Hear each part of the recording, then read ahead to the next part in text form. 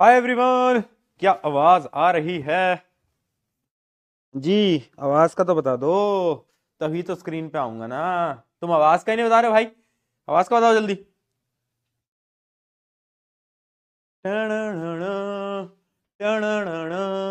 Sunday को ले ली भैया ने क्लास। आय हाय, भैया ने कर दिया हमारे साथ गलत काम। संडे को क्लास।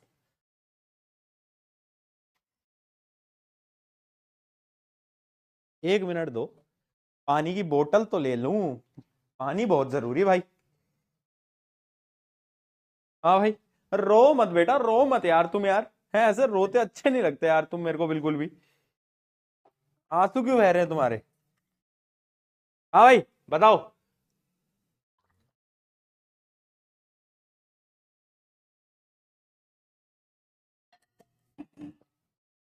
आ जाओ भाई, आओ भाई आओ। नोट्स वोट्स खोलो, नया चैप्टर शुरू करना है अपन को।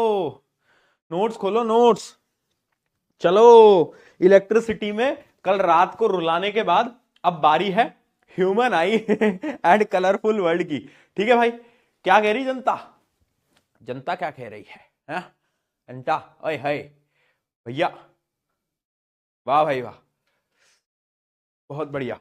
चले भाई स्टार्ट करें।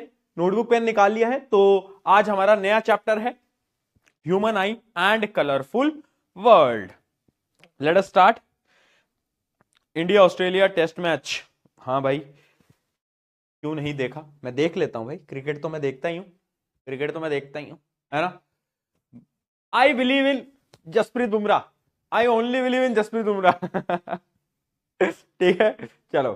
सर बड़े हैंडसम लग रहे हो, क्या बात है, शुक्रिया। हमेशा ही लगता हूं मैं तो। आज आज क्या नई बात है? चलो भाई, late us start this new chapter. चलिए भाई, आज हम पढ़ने वाले हैं ह्यूमन आई। पहले देखते हैं पीके हिट्स क्या बोल रहा है। पीके हिट्स भैया ये बोल रहा है कि ध्यान से देखना, ह्यूमन आई का डायग्राम बहुत जरूरी है भैया। उसके अलावा डिफेक्ट्स बहुत जरूरी हैं, और प्रिज्म वाला जो डायग्राम है वो भी बहुत जरूरी है। पढ़ेंगे तो हम पूरा चैप्टर, बट ये तीन टॉपिक्स बहुत ज्यादा इंपॉर्टेंट हैं, और इन तीन टॉपिक्स से बहुत बार सवाल आते हैं। चैप्टर में बढ़ने से पहले एक सवाल, पहचानो किसकी आंख? बताओ भाई, ये आंख किसकी है, ये आंख किसकी है, और ये आंख किसकी है? बताओ भाई, ये किसकी आंख है? जल्दी बताओ, क्या लगता है बेटा, क्या कह रहा है? बताओ भाई, कौन सी आंख? हाँ वाह जी वाह, स्मार्ट हो गए हैं। वाह जी वाह, वाह जी वाह। क्या बात है, क्या बात है बेटा, बहुत बढ़िया बहुत बढ़िया बहुत बढ़िया, बहुत बढ़िया बहुत बढ़िया। ठीक है, क्या लग रहा है भाई, किसकी आंख है? बता दिया सबने, एकदम बढ़िया, सही है, सही है, सही है। पहली वाली मेरी, है ना, ये आपके शोभित भैया की। और बेटा, ये जो है आपके दिगराज सर की। तो इन्हीं आईज के बारे में आज हम बात करने वाले हैं कि भैया आंखें क्या होती हैं, आंखों के अंदर क्या क्या चीजें होती हैं। फटाफट से पढ़ते हैं स्ट्रक्चर ऑफ ह्यूमन आई के बारे में, कि भाई आंखों का डायग्राम देखते हैं और समझते हैं भाई हमारी आंखें कैसी हैं। ठीक है, हाँ हाँ, ठीक है, चलो आ जाओ। हाँ, है, क्या लिख रहा है सर? आपकी वाइफ की आंखें? अबे यार, तुम पागल वागल हो क्या? कहा तुम मेरी शादी क्यों कराने पे तुले रहते हो? क्या चाहते हो तुम मुझसे? क्या तुम्हें बुला लूंगा शादी में, तुम टेंशन मत लो। मेरे को क्यों खुश खुश नहीं रहना चाहते? मैं इतना खुशी इंसान हूं, क्यों मेरे को परेशान करते हो यार तुम यार, छोटी छोटी बातों पे। चल भाई आंख देखते हैं, देख भाई, आंख देखते हैं, आंख देखेंगे बेटा, आ जाओ भाई। आंखों में देखो, सबसे पहले क्या है, कहानी की मदद से सुनेंगे। अब हम जा रहे हैं, मान लो एक लाइट आई, लाइट आई, लाइट आई। तो पता है सबसे पहले होती है तुम्हारे घर की सिक्योरिटी, है ना। सिक्योरिटी कौन करता है? सिक्योरिटी घर के लिए गार्ड होते हैं, है ना। गार्ड मतलब तुम्हारी सोसाइटी के अंदर कोई गार्ड होता होगा, हर जगह गार्ड होते हैं। तो भाई देखो, जैसे कि आंखों की जो सिक्योरिटी होती है ना, वो करता है ये वाला पार्ट, है ना, ये वाला पार्ट। और इस पार्ट को बोलते हैं क्या? कॉर्निया। क्या बोलते हैं? कॉर्निया। ठीक है बेटा। तो जो सबसे पहले लाइट रे आएगी, वो ये जो आप देख पा रहे हो, जो कवरिंग है ना, कॉर्निया, इसमें आएगी। अब भैया कॉर्निया का काम क्या होता है? What will cornea do? तो कॉर्निया जो है ना, लाइट को रिफ्रैक्ट करेगा, यानी लाइट को ना, जैसे सीधी लाइट आ रही होगी ना, तो उसको हल्का सा बेंड कर देगा। लाइट आ रही होगी, उसको हल्का सा क्या कर देगा बेटा? बेंड कर देगा, कॉर्निया। ठीक है बेटा, तो कॉर्निया का काम क्या है? बेंडिंग। अभी मैं लिखवा भी दूंगा सब। उसके अलावा अब लाइट अंदर गई, तो लाइट को यहां पर ना एक फ्लूइड मिला, ये जो है ना एक फ्लूइड मिला, और उस फ्लूइड का क्या नाम होता है? कोई बताएगा? कोई बताएगा? है भाई, कोई बताएगा क्या कहते हैं? वाह, बहुत बढ़िया, सबको मालूम है, अरे लिखा हुआ है मालूम को भैया एक्वस ह्यूमर। एक्वस ह्यूमर जो होता है वो फ्लूइड होता है किधर? कॉर्निया के आगे जो फ्लूइड आपको देख पा रहे हो आप, ये जो लिक्विड है ये होता है एक्वस ह्यूमर। एक्वस ह्यूमर का काम क्या होता है? ये थोड़ा स्ट्रक्चर प्रोवाइड करता है और न्यूट्रिएंट्स प्रोवाइड करता है आपकी आंखों को। इसके बारे में भी आगे पढ़ेंगे, ठीक है। अगला देखते हैं अब सॉरी, अब लाइट अंदर आई, ठीक है बेटा। अब क्या हुआ? अब लाइट अंदर आई, लाइट जैसे ही अंदर आई तो यहां पर देखो, ये देखो यहां पर एक होल होता है, यहां पर एक होल होता है बेटा। उस होल को बोलते हैं कौन? प्यूपिल। प्यूपिल इज अ होल। प्यूपिल क्या है बेटा? प्यूपिल एक टाइप का होल है, ठीक है, जिससे कि लाइट एंटर करती है। बट प्यूपिल के दो बड़े भाई, प्यूपिल के दो बड़े भाई जो कि प्यूपिल को कंट्रोल करते हैं, कौन है दो बड़े भाई? दो मतलब एक ही बड़ा भाई है वैसे, बट वो दो जगहों पे होता है। वो है आपका आइरिस। आइरिस है बेटा प्यूपिल का बड़ा भाई, यहां पे भी होता है और यहां पर भी होता है। अब प्यूपिल क्या होता है? तुम्हारी आंख का छेद होता है जिसमें से कि लाइट अंदर जाती है। अब ये जो है ना आइरिस, ये क्या करते हैं? आइरिस जो है सुन लो यार, सुन लो। हाँ, आइरिस जो है, आइरिस क्या करता है? आइरिस जो है कंट्रोल करता है उस होल के साइज को, यानी प्यूपिल के साइज को कंट्रोल करेगा आइरिस।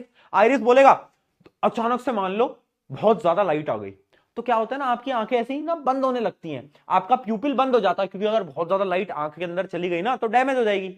तो उस डैमेज से कौन बचाएगा? आइरिस बचाएगा। आइरिस बोलेगा प्यूपिल बंद हो जा, प्यूपिल ओपन हो जा।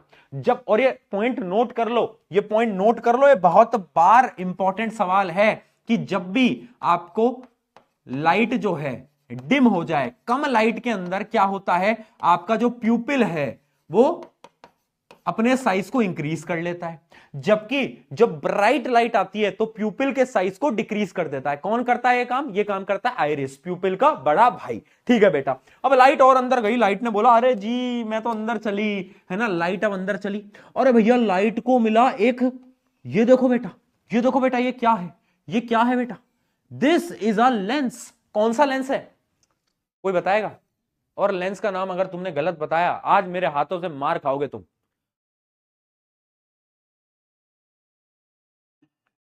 बहुत बढ़िया, बहुत बढ़िया। कौन सा लेंस? कॉन्वेक्स। बहुत बढ़िया, कॉन्वेक्स, एकदम बढ़िया। अब देखो कॉन्वेक्स लेंस है। अब देखो कॉन्वेक्स लेंस के भी दो बड़े भाई, मतलब एक ही बड़ा भाई है, दो जगहों पे है। ये जो तुम देख पा रहे हो यहां पे और यहां पे, ये जो एरिया है, इन दोनों एरिया पे ना एक बड़ा भाई है इसका, और उस बड़े भाई का नाम है क्या? उस बड़े भाई का नाम है आपका सिलेरी मसल्स। देखो सिलेरी मसल्स। अब जो भी बड़े भाई होते हैं वो क्या करते हैं? कंट्रोल करते हैं भाई, है ना, कंट्रोल करेगा। वो बोलेगा ओए लेंस, लेंस को कंट्रोल करेगा कौन? बोल बोल बोल बोल, सिलेरी मसल। कैसे करेगा देखना बेटा, इमेजिन कर ये लेंस ऐसा है, अब सिलेरी मसल खिंचे, जब सिलेरी मसल ने स्ट्रेच करा तो लेंस कैसा हो जाएगा? लेंस हो जाएगा पतला हो जाएगा, लेंस पतला हो जाएगा, ठीक है। और सिलेरी मसल्स अगर रिलैक्स हो गए, सिलेरी मसल्स अगर रिलैक्स हो गए तो लेंस कैसा हो जाएगा? लेंस आपका मोटा हो जाएगा। हाँ या ना? हाँ या ना बेटा? हाँ या ना? बिल्कुल। यानी दो केसेस हमने देखे कि भाई देखो ध्यान से अगर हम समझें तो, अरे अरे अरे अरे भाई चल जा यार। हाँ देखो, अगर हम ध्यान से देखें तो ऐसा यहां पर लेंस था, कभी तो लेंस पतला हो जाता है और कभी लेंस कैसा हो जाता है? लेंस आपका मोटा सा हो जाता है ना। कौन कंट्रोल कर रहा है? ये सिलेरी मसल्स कंट्रोल कर रहे हैं, ये सिलेरी मसल कंट्रोल कर रहे हैं। तो क्या मैं ये बोल सकता हूं कि सिलेरी मसल किसको चेंज कर रहा है? लेंस की फोकल लेंथ को बदल रहा है। हाँ या ना? हाँ या ना? हाँ या ना बोल बेटा, हाँ या ना बोल, जल्दी जल्दी। अरे भाई एक बात बता मुझे, यहां पर लेंस पतला है तो क्या होगी? इसकी जो फोकल लेंथ होगी ना वो ज्यादा होगी। क्यों? क्योंकि भाई जो पतले लेंस होते हैं ना, जो पतले लेंस होते हैं, देखना अगर एक लेंस पतला है तो लाइट को कम डेविएट करेगा, है ना, लाइट को बहुत दूर जाके ऐसे डेविएट करेगा। बट अगर कोई लेंस मोटा है, मान लो ये लेंस है मोटा, अब इसमें से अगर कोई लाइट जाएगी ना तो वो ज्यादा लाइट को डेविएट करेगा, यानी इसकी फोकल लेंथ कम है, लेस फोकल लेंथ, ठीक है, और इसकी जो फोकल लेंथ है वो मोर है। यानी क्या मैं बोल सकता हूं? Ciliary muscle controls, yes, focal length of our lens. ठीक है भाई, लेंस की फोकल लेंथ कौन कंट्रोल कर रहा है? सिलेरी मसल कंट्रोल कर रहा है। आगे बढ़ते हैं। अब देखो और आगे आते हैं भाई, और आगे आए हम तो हमने ये देखा कि अब देखो लाइट जो है, यहां से लाइट आ रही होगी, वो क्या होगी आपकी, बोलो भाई, लेंस से लाइट क्या होती है, रिफ्रैक्ट होती है। रिफ्रैक्ट होने के बाद क्या हो जाएगी, लाइट आपकी जाएगी, और ये ऐसे पीछे, ये देख पा रहे हो, ये पीछे ये स्क्रीन है बेटा, और स्क्रीन को बोलते हैं रेटिना। क्या बोलते हैं, स्क्रीन को बोलते हैं बेटा रेटिना। ये जो पूरी स्क्रीन देख पा रहे हो, ये है रेटिना। तो रेटिना एक प्रकार की स्क्रीन है जहां पर आपकी इमेज बनती है। अच्छा, अब तुम मुझे खुद एक बात बताना, ये लेंस कैसा है, ये लेंस कैसा है बेटा, बताओ। कॉन्वेक्स लेंस है, इमेज रियल बनेगी या फिर वर्चुअल बनेगी, और सीधी बनेगी या उल्टी बनेगी, बताओ भाई, बोलो बोलो बोलो बोलो बोलो, जल्दी बोलो भाई। लाइट के कॉन्सेप्ट यूज हो रहे हैं, हाँ, लाइट बिल्कुल भूल गए क्या, भूल गए, भूल गए, हाँ? हाँ, हाँ, रियल बनेगी। रियल, और रियल का बड़ा भाई कौन, इन्वर्टेड। यानी आज मैं तुम्हें जीवन का एक बहुत बड़ा फैक्ट बताता हूं। जो आंखों से जो आप चीजों को देख पा रहे हो ना, वो सारी चीजें आपकी यहां पर जब इमेज बनती है ना, तो वो उल्टी बनती है। यानी तुम अपनी मम्मी को देख रहे हो, बट तुम्हारी मम्मी तुम्हारी आंखों के अंदर उल्टी है, बट फिर सीधी कैसे हो जाती है मम्मी, मम्मी सीधी ऐसे होती है कि यहां से सिग्नल जाता है तुम्हारे ब्रेन की तरफ। कौन लेके जाती है, ऑप्टिक नर्व लेके जाती है, यहां पर होती है ऑप्टिक नर्व, और ऑप्टिक नर्व जो है वो ब्रेन तक लेके जाती है, ब्रेन तक, और ब्रेन क्या करता है, उस इमेज को उल्टा से सीधा कर देता है, यानी इन्वर्टेड से सीधा कर देता है ना, इन्वर्टेड से इरेक्ट कर देता है। तो इसका ये मतलब है बेटा, अगर अगर अगर ऑप्टिक नर्व नहीं होती तो तुम्हें पूरी दुनिया उल्टी दिख रही होती। समझे इस बात को, समझे, बहुत बढ़िया। अब इसके बीच में एक फ्लूइड है, ये जो पूरा फ्लूइड है इसको हम बोलते हैं विट्रस ह्यूमर। क्या बोलते हैं बेटा, विट्रस ह्यूमर। ये क्या करता है, ये आई को एक शेप देता है, और साथ साथ में ये भी न्यूट्रिएंट्स प्रोवाइड करता है। ठीक है, एक तो आई को शेप देता है और ये भी न्यूट्रिएंट प्रोवाइड करता है। यहां तक, अब ये डायग्राम बहुत इंपॉर्टेंट है, यहां तक तुम्हें क्लियर हो गया होगा। ये डायग्राम, लेवलिंग, दोनों चीजें तुम्हें एकदम आनी चाहिए, क्योंकि ये सवाल आने की चांसेस बेटा बहुत ज्यादा होती हैं।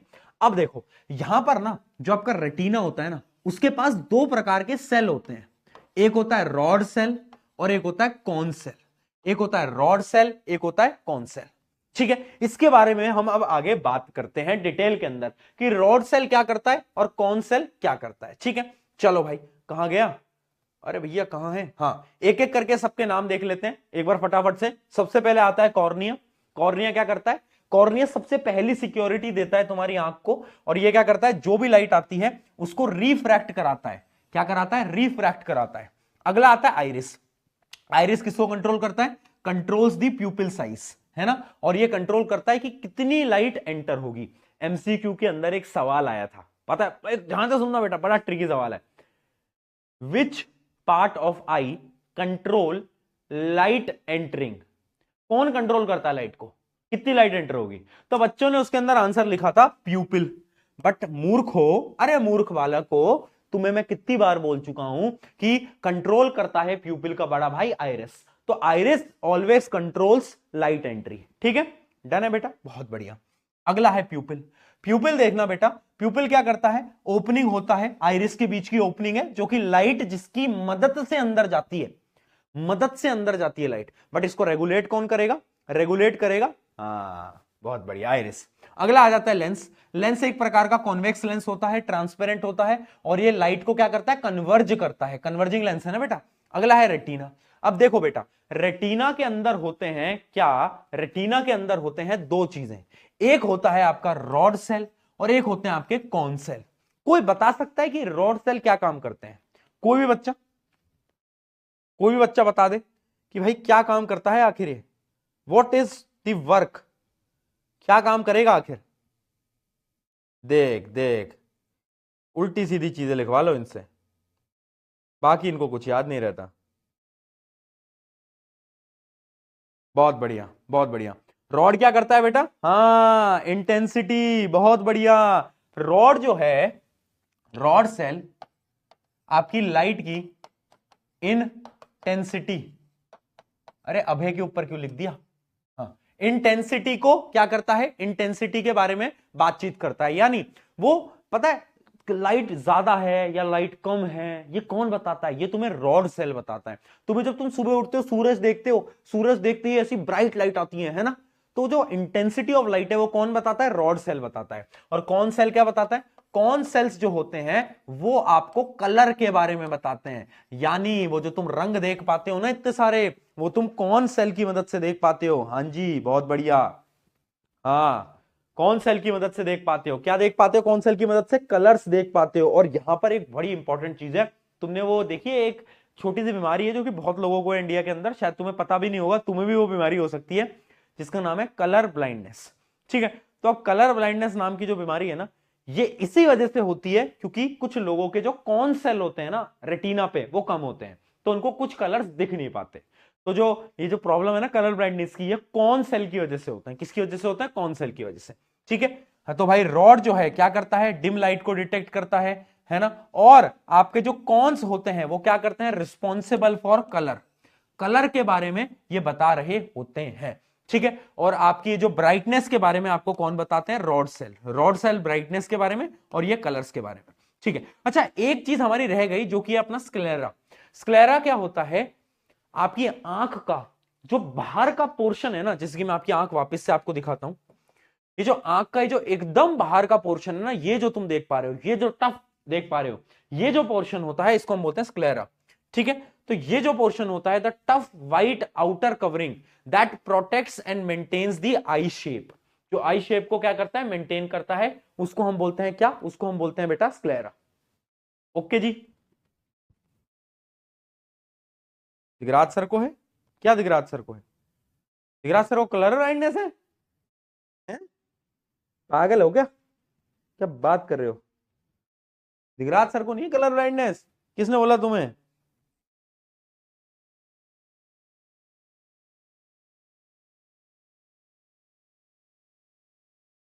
अरे नहीं, तुम्हारे शोभित भैया को है कलर ब्लाइंडनेस, तुम्हें नहीं पता अभी? हाँ, तुम्हें नहीं पता। अरे भाई मैं, अरे तुम्हारे शोभित भैया को है कलर ब्लाइंडनेस। एक बार क्या हुआ मैं बताता हूँ, पता नहीं तुम्हारे शोभित भैया क्या कहेंगे कि मैंने उनकी ये स्टोरी उनको बता दी। एक बार क्या हुआ था, ध्यान से सुनना। हमने क्या हुआ एक बार कि ना, तुम्हारे शोभित भैया को हमने बोला कि ना जो हमारी नेक्स्ट टॉपर की जो टी शर्ट है ना, वो थोड़ी ब्लूइश कलर की, वो लेके आ जाना। तो गए मॉल में और वो लेके आ गए। तो जब वो लेके आ गए तो हमने देखा अबे ये तो दूसरे कलर की उठा ला है। तो उस दिन हमें पता चला कि भाई तुम्हारे शोभित भैया को थोड़ी सी कलर ब्लाइंडनेस है, उनको पता नहीं चल पाता कि कलर कौन सा ब्लू है कौन सा ब्लैक है।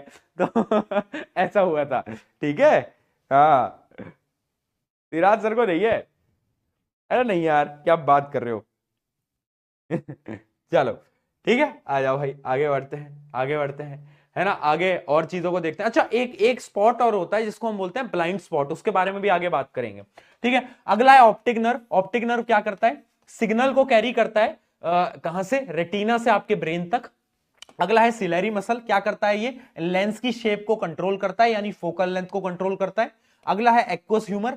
एक्वस ह्यूमर क्या था बेटा? वो लिक्विड था, किसके बीच में? कॉर्निया और लेंस के बीच का जो लिक्विड था, छोटा सा लिक्विड जो है, वो होता है आपका एक्वस ह्यूमर। ये क्या करता है? Maintains pressure and refracts light, pressure maintain करने के काम आता है। और विट्रस ह्यूमर क्या करता है? ये मेनली आपका काम करता है provide shape and support to the retina, यानी आपकी आंख की शेप को मेंटेन करने के काम आता है। अच्छा एक ब्लाइंड स्पॉट करके एक स्पॉट होता है, क्या तुम्हें मालूम है ब्लाइंड स्पॉट करके एक स्पॉट होता है? पता है कौन सा स्पॉट होता है? ये एक ऐसा स्पॉट होता है आंख के अंदर वेयर ऑप्टिक नर्व एग्जिस्ट, यानी यहां पर कोई भी रिसेप्टर नहीं होते। ब्लाइंड स्पॉट एक ऐसी जगह होती है तुम्हारी आंख की जहां पर रॉड सेल कॉन सेल कुछ भी नहीं है। तो यानी उस स्पॉट पे अगर कोई भी इमेज बनती है ना, तो इमेज तुम देख नहीं सकते। तो उस पॉइंट को हम बोलते हैं ब्लाइंड स्पॉट। ठीक है, नो विजन इज हेयर। तो ब्लाइंड स्पॉट क्या होता है? एक ऐसी जगह जहां पर कोई भी फोटो रिसेप्टर्स यानी रॉड सेल कॉन सेल कुछ भी प्रेजेंट नहीं होते। डन? डन भाई?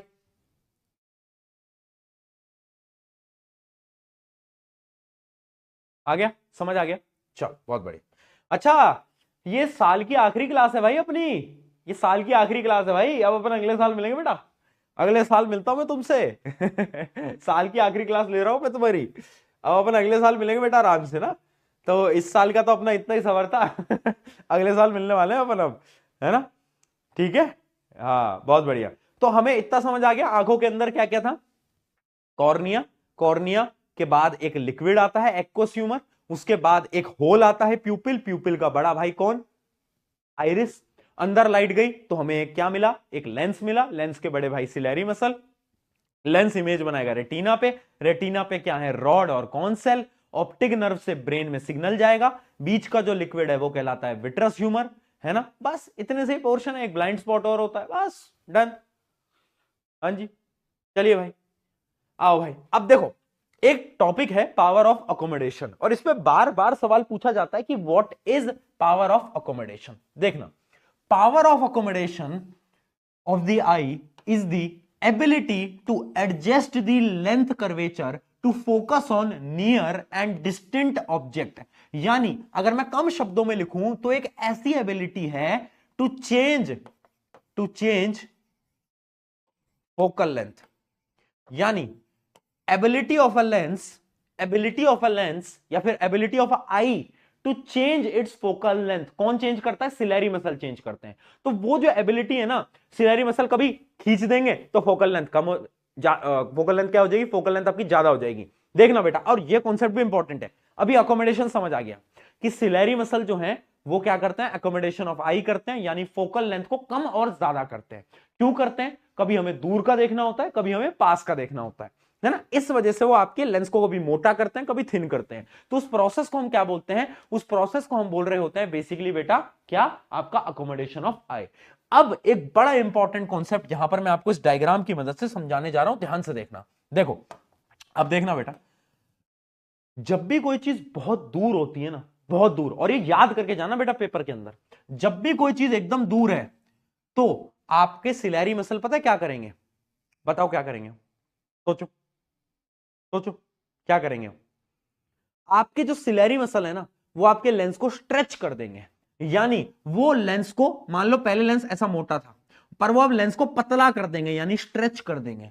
क्यों कर देंगे, क्योंकि आपको इमेज बनानी होती है रेटिना के ऊपर।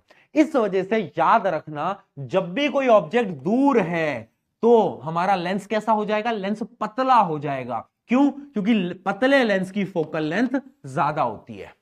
ठीक है, तो क्या बोलेंगे हम, सिलेरी मसल स्ट्रेच कर जाते हैं, क्या कर जाते हैं बेटा, सिलेरी मसल स्ट्रेच कर जाते हैं, खुद को स्ट्रेच कर जाते हैं। ठीक है, अब अगला, अगर कोई ऑब्जेक्ट एकदम पास में है तो क्या होगा, अगर एक ऑब्जेक्ट कोई पास में है ना तो सिलेरी मसल क्या करेगा, रिलैक्स करेगा, रिलैक्स करेगा तो आपका जो लेंस है वो एकदम ऐसा मोटा हो जाएगा। तो यानी सिलेरी मसल पहले स्ट्रेच था, अब वो रिलैक्स करेगा तो लेंस मोटा हो जाएगा। समझ रहे हो इस बात को, अगर मैं किसी चीज को स्ट्रेच करूं पतला हो जाएगा, रिलैक्स करूं मोटा हो जाएगा। तो ऐसे आपका जो लेंस है ना वो मोटा हो जाता है। क्यों, क्योंकि ये जो थिक लेंस होते हैं ना उनकी फोकल लेंथ क्या होती है, कम होती है। तो याद रखना, जब भी कोई दूर का पॉइंट है तो क्या करेगा भाई सिलेरी मसल, सिलेरी मसल आपके लेंस को स्ट्रेच करेगा। बट जब भी कोई पास का पॉइंट है तो वो क्या करेगा, वो रिलैक्स करेगा। ये याद रखना है बेटा, ये याद रखना है कि जब भी कोई दूर का पॉइंट है सिलेरी मसल क्या करेगा, स्ट्रेच करेगा, जब भी पास का पॉइंट है तो वो रिलैक्स करेगा।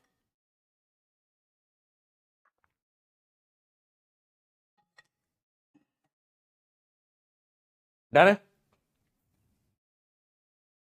नोट्स नहीं बनाने, समझ गए, ओके जी, जल्दी बोलो, जल्दी बोलो, समझ गए, हुआ क्या, हुआ क्या कि जब भी कोई दूर का पॉइंट होता है तो लेंस पतला हो जाता है, और जब भी कोई पास का पॉइंट होता है तो लेंस कैसा हो जाता है, लेंस आपका मोटा हो जाता है। ये बात हम समझ चुके हैं। अब यहां पर हम बात करते हैं क्या, बात करते हैं दो पॉइंट की।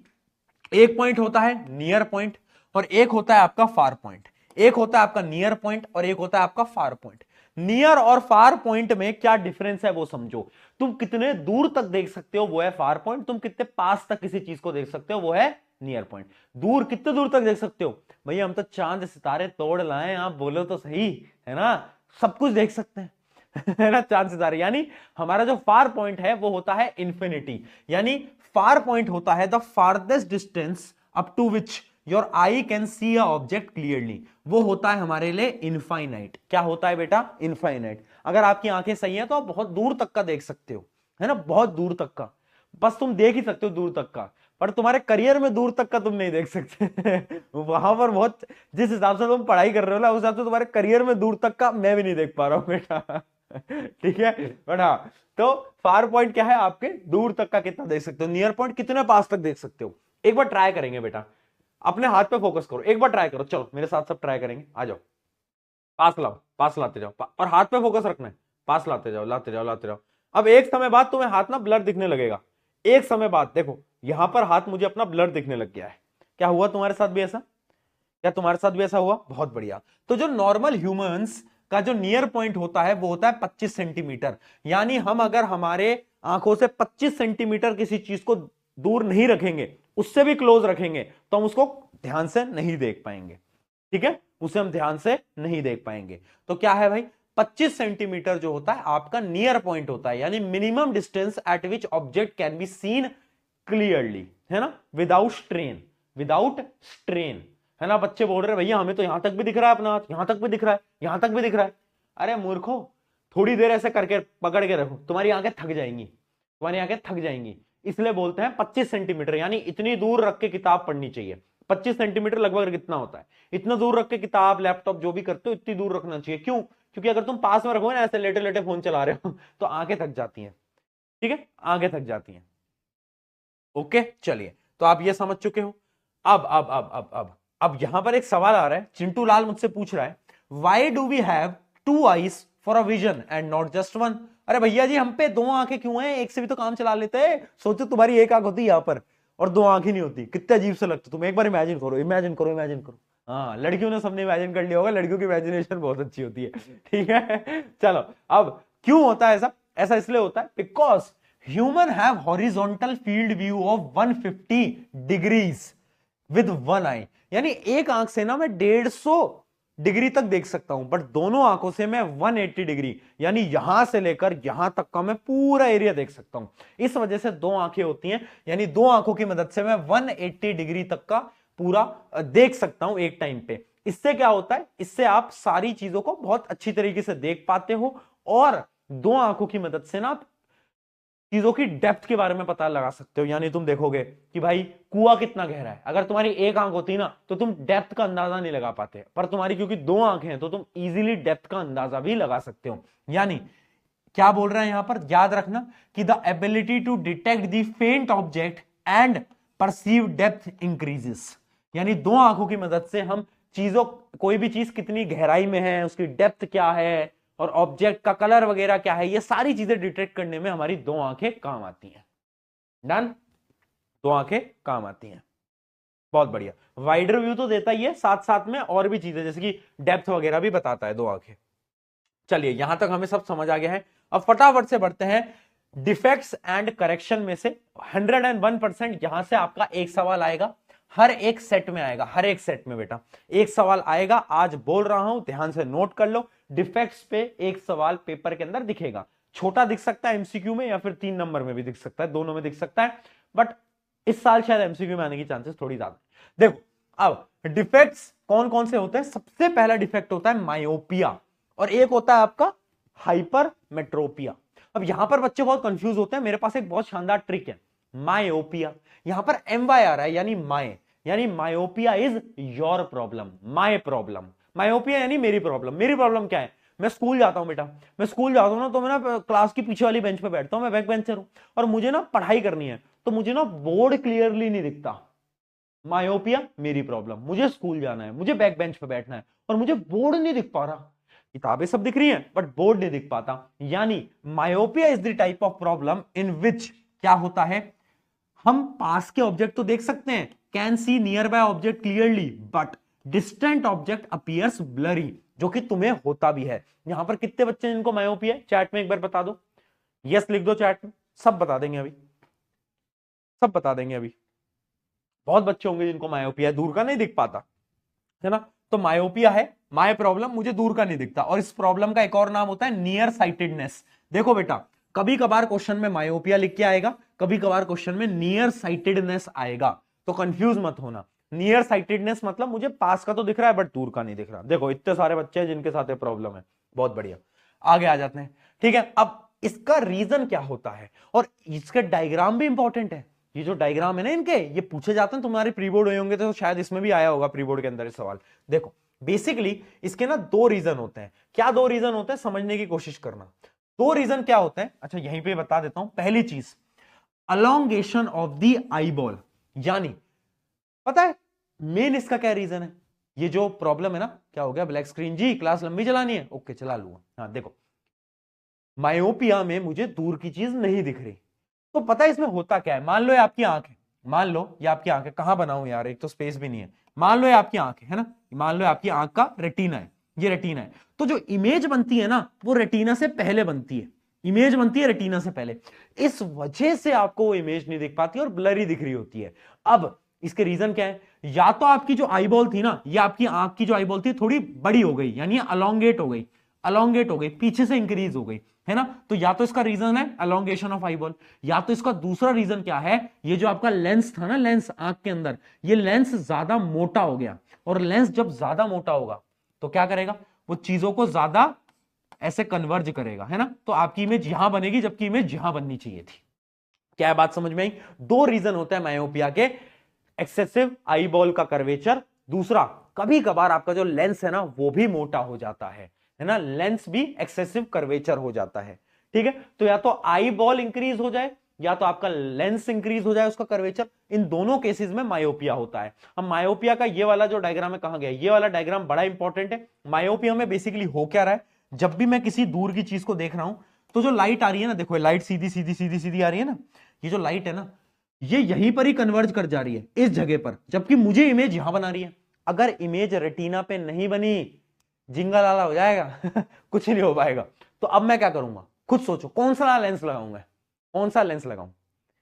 मुझे दूर भेजनी है तो मैं एक डाइवर्जिंग लेंस लगाऊंगा। डाइवर्जिंग लेंस कौन सा होता है, कॉनकेव लेंस। तो जो तुम्हारे चश्मे लगे हुए हैं ना वो कॉनकेव लेंस के बने हुए हैं बेटा, है ना, कॉनकेव लेंस के। तो कॉनकेव लेंस अब क्या करेगा, जो भी लाइट रहेगी ना उनको क्या करेगा, वो थोड़ा दूर फेंकेगा, थोड़ा दूर फेंकेगा, थोड़ा दूर फेंकेगा, ऐसे डाइवर्ज कर देगा। अब ये जो आपका कॉन्वेक्स लेंस है ये उन्हें कन्वर्ज कर देगा और सारी लाइट आपके कहां बन जाएगी, आपकी रेटिना पे जाके बन जाएगी। ठीक है, तो बेसिकली हम क्या करेंगे, हम कॉनकेव लेंस को लगाएंगे इस केस के अंदर। याद रखना मायोपिया में कॉनकेव लेंस लगता है और ये डायग्राम बहुत इंपॉर्टेंट है। ये था डिफेक्ट का डायग्राम और ये था सॉल्यूशन का डायग्राम कि करेक्शन कैसे होता है इसका। तो करेक्शन होता है by adding a concave lens. Very important question, आना ही आना है मायोपिया या फिर हाइपरमेट्रोपिया से एक सवाल सुन लो आज ही। अगला देखते हैं, आ जाओ भाई। अगली प्रॉब्लम है हाइपरमेट्रोपिया। अब जब मायोपिया में दूर का नहीं दिख रहा था, मेरी प्रॉब्लम थी मुझे दूर का नहीं दिख रहा था। हाइपरमेट्रोपिया तुम्हारे मम्मी पापा की प्रॉब्लम, तुम्हारे मम्मी पापा को दूर का तो दिखता है बट पास का नहीं देख पाते, तो चश्मा लगाते हैं फिर न्यूज़पेपर पढ़ते हैं, देखा है कभी। हाँ, तो हाइपरमेट्रोपिया वो प्रॉब्लम है जिसको हम फार साइटेडनेस भी बोलते हैं, यानी दूर का तो दिखता है बट पास का नहीं दिखता। फार साइटेडनेस इसको हम बोलते हैं। और इसमें हम क्या कर सकते हैं, दूर की चीजों को देख सकते हैं but nearby objects appear blurry, पास वाली चीजें नहीं दिख पाती। ठीक है, अब इसकी क्या है, रीजन क्या है इसकी, तो इसका जो रीजन होता है ना वो होता है शॉर्टनिंग ऑफ आईबॉल। या तो आपकी जो आईबॉल है ना वो थोड़ी छोटी रह गई हो, थोड़ी छोटी, बचपन से ही रह जाती है कुछ लोगों की, है ना, जिनके बचपन से ही चश्मा लगता है ना उनकी आईबॉल शायद छोटी रह जाती है, तो उस वजह से वो पास की चीज नहीं देख पाते। या फिर इनसफिशिएंट कर्वेचर ऑफ लेंस, वो जो लेंस है ना, लेंस वो पूरी तरीके से कर्व नहीं हो पा रहा है, वो पूरी तरीके से कर्व नहीं हो पा रहा है। दो रीजन है, क्या, या तो आईबॉल छोटी रह गई या तो लेंस पूरी तरीके से कर्व नहीं हो पा रहा है। अब इसका डायग्राम भी इंपॉर्टेंट है, देखो इसका डायग्राम भी इंपॉर्टेंट है। बेसिकली हो क्या रहा है ना इसके अंदर कि आपका कर्वेचर जो है ना इस लेंस का वो कम है, वो कम है। तो आपकी जो इमेज बन रही है ना वो देखो रेटिना के पीछे जाकर बन रही है, रेटिना के पीछे। ये डायग्राम भी इंपॉर्टेंट है, रेटिना के पीछे। अब हमें क्या करना है, इमेज को रेटिना पे बनाना है। तो मैं क्या करूंगा, मैं एक लेंस लगाऊंगा, कौन सा लेंस लगाऊंगा, कॉन्वेक्स लेंस लगाऊंगा। यानी मैं एक और कॉन्वेक्स लेंस इसके आगे लगा दूंगा, यहां पर मैं कॉन्वेक्स लेंस लगा दूंगा। कॉन्वेक्स लेंस क्या करेगा, कन्वर्ज करेगा। तो जो भी लाइट रे, मान लो ऐसे लाइट रे आ रही है तो उसको क्या करेगा, वो कन्वर्ज कर देगा, ऐसे थोड़ा सा हल्का हल्का कन्वर्ज कर देगा। फिर वो कन्वर्ज लाइट रे ऐसे जाएंगी तो फिर ये आपकी जो इमेज है वो डायरेक्टली यहां पर बनने लगेंगी। क्या बात समझ में आ गई, क्या बात समझ में आई बेटा। तो यानी जो आपके पेरेंट्स वगैरह हैं उनको जो चश्मा लगता है वो कौन सा लेंस का लगता है, वो लगता है बेसिकली आपके, याद रखना, कॉन्वेक्स लेंस का।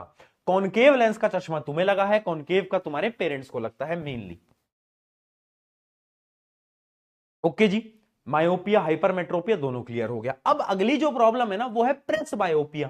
प्रेस बायोपिया क्या होता है? ये दोनों का मिलाव है, यानी प्रेस बायोपिया जब आप बुजुर्ग हो जाते हो, है भैया अभी से बुजुर्ग हो जाएंगे क्या, बाद में जाके तो होगा क्या ना, आपको दोनों प्रॉब्लम होंगी, आपको दूर का भी नहीं दिखेगा, पास का भी नहीं दिखेगा। क्यों होगा ये तब होगा जब आपके जो सिलेरी मसल है ना वो वीक हो गए। अब सिलेरी मसल वीक हो गए तो फोकल लेंथ को नहीं बदल पा रहे। अब तुम्हें दूर का देखना है, पास का देखना है, दोनों में तुम्हें दिक्कत महसूस हो रही है। जब दोनों में दिक्कत महसूस हो रही है तो उस प्रॉब्लम को हम बोलते हैं क्या? प्रेस बायोपिया। प्रेस बायोपिया में क्या होता है? Difficulty in seeing nearby object due to ageing, है ना, नियर बाय और दूर का भी, है ना, दूर का भी कर दो कि दूर का भी नहीं देख पाते, पास का भी नहीं देख पाते। अब इसका रीजन क्या है?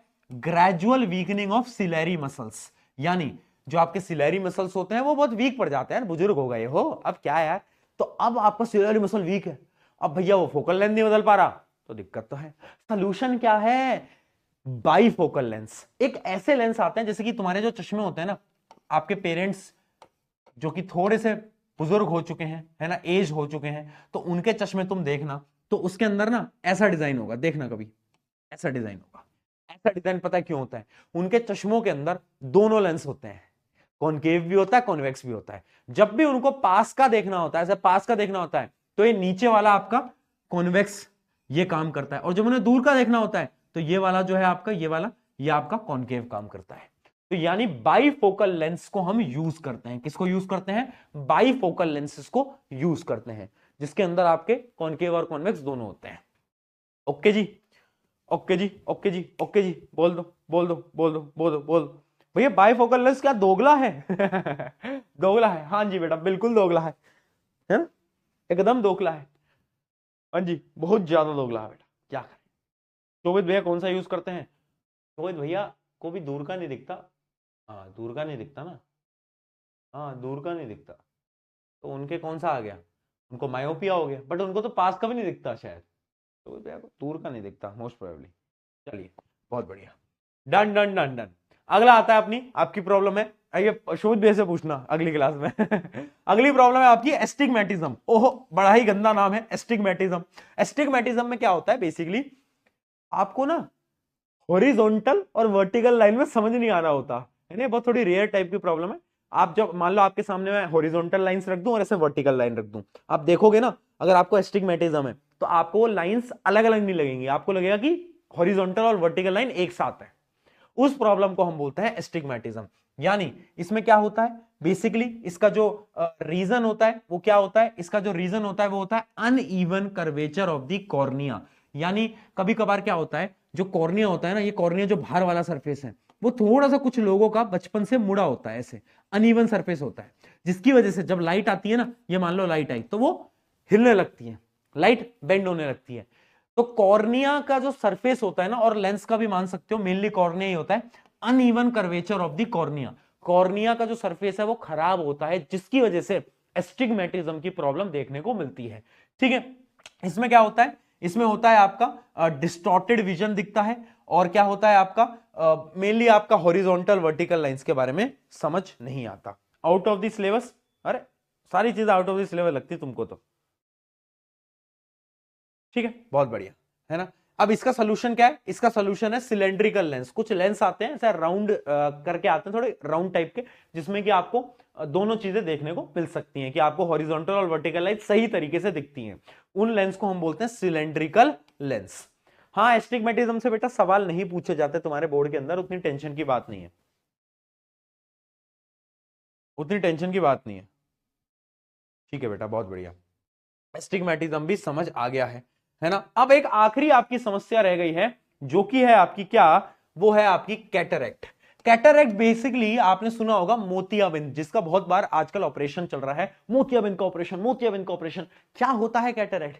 कैटरैक्ट एक ऐसी बीमारी है जिसके अंदर वो जो आपका लेंस होता था ना, लेंस वो ना मिल्की हो जाता है, यानी वो व्हाइट कलर का होने लगता है।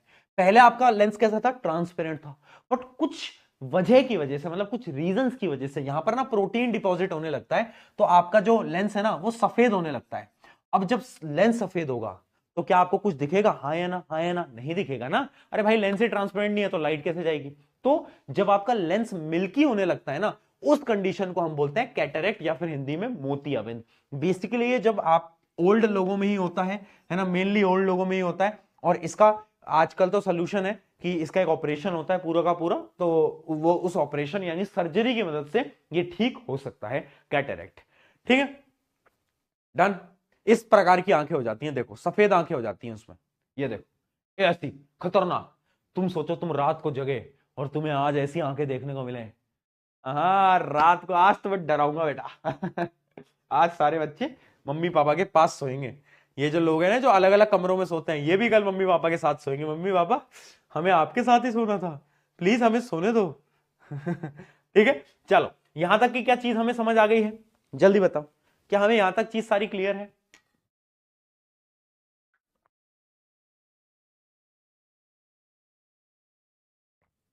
अब एक बड़ा ही ना इंपॉर्टेंट कॉन्सेप्ट बताने जा रहा हूं। बहुत सारे लोग इसको आउट ऑफ द सिलेबस बोल सकते हैं, बट ह्यूमन आई, सुन लो। और अब मैं थोड़ा सीरियस होके बोल रहा हूं, ये दो सवाल है, इनको ध्यान से समझ लेना। मौज मस्ती चलती रहेगी, मौज मस्ती नहीं रुकनी चाहिए, वो अलग बात है, बट ये वाला सवाल इंपॉर्टेंट है, इसलिए ध्यान से सुन लो। देखो भाई, बात ऐसी है, human eye and colourful world से भी न्यूमेरिकल क्या आ सकता है? चांसेस 1-2% ही है, बहुत कम चांस है, बट वो 1-2% भी हमारे लिए जरूरी है। हाँ या ना बेटा? बिल्कुल है। तो 1-2% के लिए हमें दो टाइप के न्यूमेरिकल समझने पड़ेंगे, है ना। एक पैटर्न होता है, और न्यूमेरिकल की वैल्यूज पता है तुम्हें? मैं दो क्वेश्चन दिखाऊंगा, ये दो ही क्वेश्चन है सारी बुक के अंदर, यही सेम क्वेश्चन है सेम वैल्यूज के साथ। तुम कोई भी किताब उठा लो, तुम मेरी किताब उठाओ उसके अंदर भी सेम क्वेश्चन मिलेगा, किसी और की उठाओ उसमें भी सेम क्वेश्चन मिलेगा। बोर्ड वाले भी यही सेम क्वेश्चन दे देंगे अगर उन्हें देना होगा तो बेसिकली इसकी वैल्यूज भी नहीं बदलती। तो ये क्वेश्चन सदाबहार वाला क्वेश्चन है, हर जगह तुम्हें यही क्वेश्चन देखने को मिलेंगे। दो सवाल है, ठीक है। पहले क्वेश्चन समझते हैं, फिर इसका फ्लो समझेंगे कि ह्यूमन आई के क्वेश्चंस को कैसे सॉल्व करना होता है न्यूमेरिकल को। ठीक है, आ जाओ। मुझे पता है स्कूल में नहीं कराए होंगे, बट सुन लो। अगली चीज देखो, सवाल क्या है? A old age person can read a newspaper by keeping it at 80 centimeter in front of his eyes. What is the nature and the power of the lens? यानी एक ना बुढ़े इंसान है, अब बुढ़े अंकल जी जो है ना, वो 80 सेंटीमीटर दूर रखेंगे तभी पढ़ पाएंगे। यानी उनको कौन सी प्रॉब्लम है? बताओ कौन सी प्रॉब्लम है? अरे भाई, वो 25 सेंटीमीटर पे नहीं पढ़ पा रहे, वो 80 सेंटीमीटर पे पढ़ रहे हैं, यानी उन्हें पास का नहीं दिख रहा। और जब भी पास का नहीं दिखता तो मैं क्या बोलूंगा? हाइपरमेट्रोपिया। ठीक है, हाइपरमेट्रोपिया। ठीक है, प्रॉब्लम समझ गए। प्रॉब्लम का करेक्शन क्या है? करेक्शन बोलो फटाफट से, करेक्शन बोलो भाई, जल्दी बोल, करेक्शन क्या है? प्रॉब्लम का करेक्शन है कौन सा लेंस? आपका कॉन्वेक्स लेंस। ठीक है, अब यहां तक तो हमें आता है यार, ये तो हमने और सारी चीजें पढ़ रखी है। ठीक, अब हाइपरमेट्रोपिया है, कॉन्वेक्स लेंस है, बट अब क्वेश्चन में देखो ये बोला है find the power of the lens. Power कैसे निकालें? सवाल यह है, पावर कैसे निकालें? अब इन क्वेश्चन में पावर कैसे निकालनी होती है वो समझना बेटा बहुत ज्यादा आपके लिए क्या है, इंपॉर्टेंट रहेगा। पावर निकालने के लिए बेसिकली पावर क्या होती है? पावर होती है आपकी 1/4 फोकल लेंथ। हाँ या ना? फोकल लेंथ निकालने के लिए क्या चीजें आपके पास होनी चाहिए? फोकल लेंथ का एक फॉर्मूला होता है 1/f equals to 1/v minus 1/u। पढ़ा था हमने लेंस के अंदर, ठीक है। अगर मुझे फोकल लेंथ निकालनी है तो मेरे पास दो चीजें होनी चाहिए, एक तो u और एक तो v। क्या अगर मेरे पास ये दो चीजें होंगी तो क्या मैं अपनी पावर निकाल दूंगा? यस या फिर नो? एक बार जल्दी से चैट के अंदर बता दो, जल्दी से चैट के अंदर बता दो, यस या फिर नो बेटा, बोल दो भाई।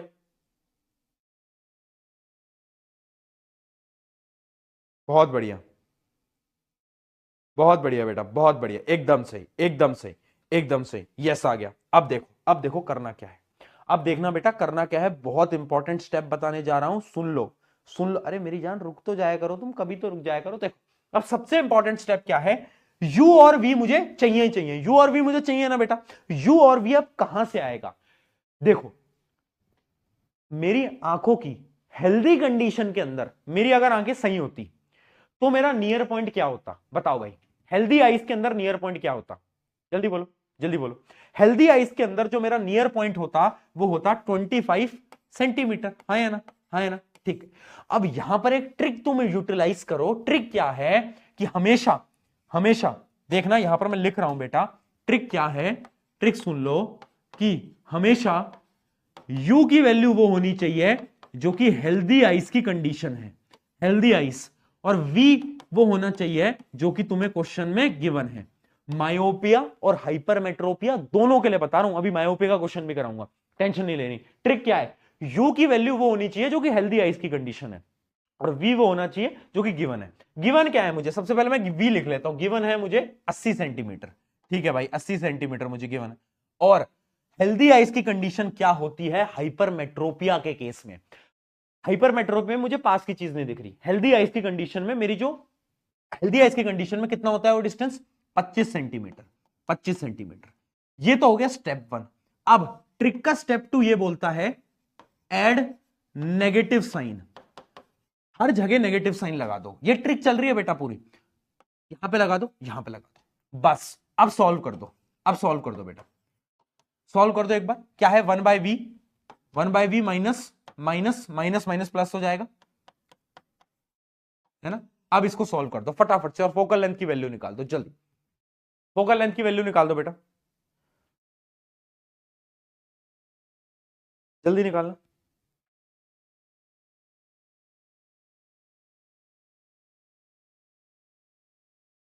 बोलो बोलो बोलो बोलो बोलो, जल्दी जल्दी जल्दी जल्दी। कितनों का आया आंसर? कैलकुलेशन मत करवाओ यार तुम मुझसे यार, अब यार कैलकुलेशन भी करवाओगे क्या तुम मुझसे? कितना बता रहे हैं? फोकल लेंथ कितनी आ रही है वो बताओ बस, पॉइंट में आ रही है? ठीक है, जो भी आ रही है, अब इसकी मैं कैलकुलेशन नहीं कर रहा हूं भैया आज बैठ के, है ना। ये अब तुम मुझसे कैलकुलेशन मत कराओ, जो भी तुम्हारी फोकल लेंथ आ रही है ना।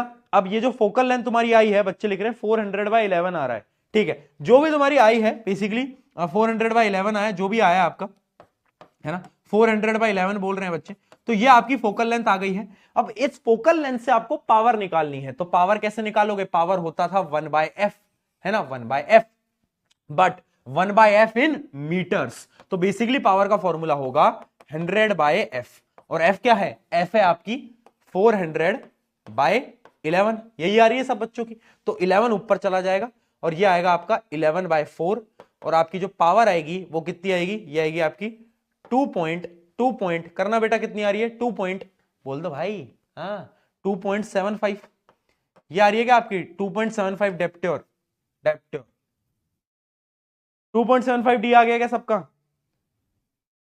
2.75 डी। अरे मूर्ख हो, पॉजिटिव ही आएगा ना, क्योंकि हमें पता है लेंस कौन सा है, कॉन्वेक्स लेंस। तुम भूल गए क्या? कॉन्वेक्स लेंस की फोकल लेंथ हमेशा पॉजिटिव होती थी, आगे की डायरेक्शन में होती थी, तो जिसकी फोकल लेंथ पॉजिटिव होगी उसकी पावर भी तो पॉजिटिव होगी ना भाई। 2.75 आ गया ना सबका? बहुत बढ़िया, बहुत बढ़िया, ठीक है, यहां तक हम समझ गए। अब ये सेम केस एक बार ना हम ना मायोपिया में करते हैं, ताकि और कॉन्सेप्ट क्लियर होगा। अब देखो क्वेश्चन पढ़ो, a person cannot see a object distance more than 40 centimetre, यानी कोई है जो कि 40 सेंटीमीटर से दूर किसी चीज को नहीं देख पा रहा है ना। अब तुम एक चीज बताओ, जब मैं दूर का नहीं देख पा रहा तो मेरी प्रॉब्लम क्या है? प्रॉब्लम सबसे पहले लिख लिया करो, प्रॉब्लम क्या है ना। प्रॉब्लम है मायोपिया। कैसे करेक्शन होगा? करेक्शन होगा मेरा कॉनकेव लेंस। अरे भैया कॉनकेव लेंस लगा दूंगा, ऐसा दिखता है कॉनकेव लेंस। मैंने कहा बहुत बढ़िया, ठीक है, मायोपिया है, कॉन्वेक्स लेंस है। मुझे पावर निकालनी है, पावर निकालने के लिए मुझे फोकल लेंथ पता होनी चाहिए, और फोकल लेंथ पता होने के लिए मुझे फॉर्मूला पता है 1/v माइनस 1/u, तो मेरे पास दो चीजें होनी चाहिए, v और u। अब मैंने आपको पिछले क्वेश्चन में क्या बताया था? ट्रिक नंबर 1, स्टेप नंबर 1, बोलो। मैंने उसके अंदर आपको क्वेश्चन के अंदर बताया, हमेशा याद रखना v होगा जो कि क्वेश्चन में गिवन है।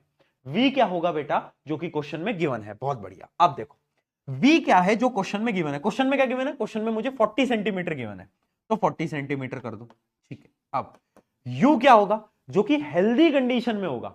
अब यहां पर मायोपिया है बेटा, मायोपिया यानी मुझे दूर का नहीं दिख रहा। हेल्दी कंडीशन के अंदर मैं कितनी दूर का देख सकता हूं? बोलो। हेल्दी कंडीशन के अंदर मैं इनफाइनाइट डिस्टेंस तक देख सकता हूं।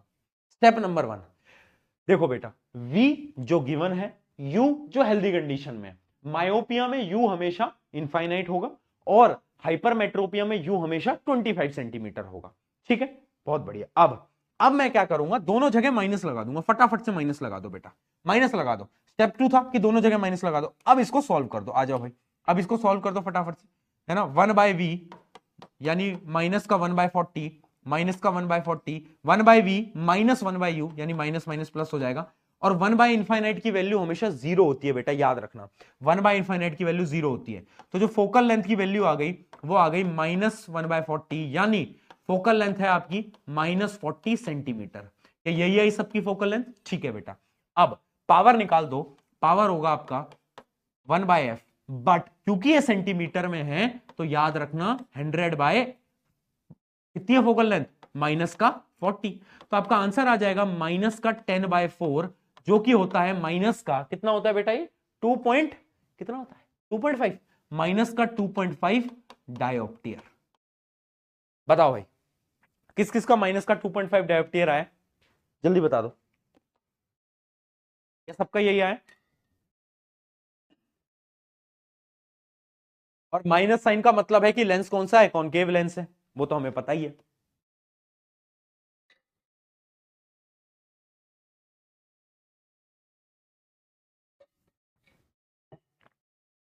बहुत बढ़िया। यानी यानी बेटा यहां पर क्या है, सुन लो मेरी बात, बहुत सिंपल चीज है कि myopia, first find out disease कौन सा है, मायोपिया या हाइपरमेट्रोपिया है, पता चल गया।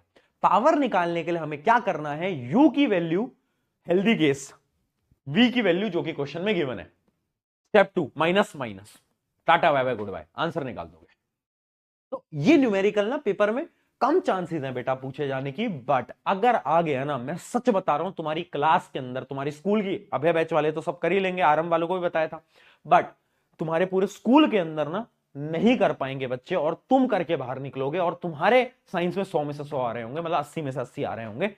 ध्यान रखना इस बात को, ठीक है। तो ये ऐसी चीजें होती हैं जो कि टॉपर को टॉपर बनाता है, वो वाली बात है, ठीक है। तो ह्यूमन आई का यहां तक का जो सीन था वो पूरा का पूरा समाप्त होता है। अब हम बढ़ रहे हैं, आगे बढ़ रहे हैं कुछ और टॉपिक्स की तरफ, जैसे कि अपना एक टॉपिक है प्रिज्म। अब हम स्टार्ट कर रहे हैं बेटा प्रिज्म। अब यहां पर सारे सवाल आते हैं थ्योरेटिकल। कैसे आते हैं, थ्योरेटिकल। अब प्रिज्म क्या होता है, प्रिज्म पे सवाल कैसे आते हैं, कुछ सवाल नहीं आते प्रिज्म पे, सिर्फ और सिर्फ प्रिज्म के डायग्राम पे क्वेश्चन आते हैं। यानी बोल देगा कि प्रिज्म के अंदर रिफ्रैक्शन कैसे होता है, डायग्राम बनाकर दिखाओ। तो तुम्हें जो प्रिज्म वाला डायग्राम है ना, ये जो तुम देख पा रहे हो, ये डायग्राम तुम्हें आना चाहिए पूरा का पूरा। ये डायग्राम बहुत इंपॉर्टेंट है बेटा, ठीक है, डायग्राम इंपॉर्टेंट है, बहुत बार पूछा गया ये डायग्राम। अब देखो इस डायग्राम के अंदर ऐसा खास क्या है, इसके अंदर डबल रिफ्रैक्शन होता है। अच्छा क्या तुम्हें याद है, जैसे कि मैं अभी ट्राई करता हूं तुम्हें याद दिलाने की, देखो light ray I, light ray I, light ray I, rarer, denser. R D Sharma ji को कौन पसंद था, आर डी शर्मा को नॉर्मल पसंद था, तो ये टुवर्ड्स दी नॉर्मल बेंड हो जाएगी। यानी ये आपका नॉर्मल है और ये नॉर्मल की थोड़ी टुवर्ड्स बेंड हो जाएगी, यानी इस डायरेक्शन में बेंड हो जाएगी। ये नॉर्मल था आपका, ये नॉर्मल के टुवर्ड्स में क्या हो गई, बेंड हो गई, ठीक है। अब आगे गई, आगे गई, आगे गई। अब यहां पर है आपका डेंसर और ये है आपका रेयरर। डॉक्टर को कौन पसंद नहीं था, डॉक्टर बोलता था कि भाई मुझे ना नॉर्मल लोग पसंद नहीं है तो डॉक्टर को नॉर्मल लोग पसंद नहीं थे, तो अब ये अवे फ्रॉम नॉर्मल जाएगी, यानी ये है नॉर्मल और ये नॉर्मल से अवे भागेगी। कैसी भागेगी बेटा, अवे भागेगी। यानी ये जो डायग्राम है ये प्रिज्म होता है ट्राइंगल टाइप का, ये एंगल ऑफ प्रिज्म होता है। ये जो आप ए देख पा रहे हो, लाइट आएगी towards the normal, away from the normal, ठीक है, towards the normal, away from the normal. अब यहां पर कुछ एंगल्स हैं जो कि तुम्हें पता होने चाहिए। पहला एंगल क्या है, ये जो एंगल है ना, ये जो तुम देख पा रहे हो, इस एंगल को बोलते हैं एंगल ई, यानी एंगल ऑफ इमरजेंस। ये हमने ग्लास स्लैब वाले क्वेश्चन में भी पढ़ा था। ग्लास स्लैब सबको याद है ना, लाइट चैप्टर में ग्लास स्लैब में भी होता था angle of refract, angle of emergence या फिर इमरजेंट एंगल, याद आ गया, बहुत बढ़िया, ठीक है। अब यहां पर एक और एंगल बहुत इंपॉर्टेंट है जो कि है एंगल ऑफ डेविएशन।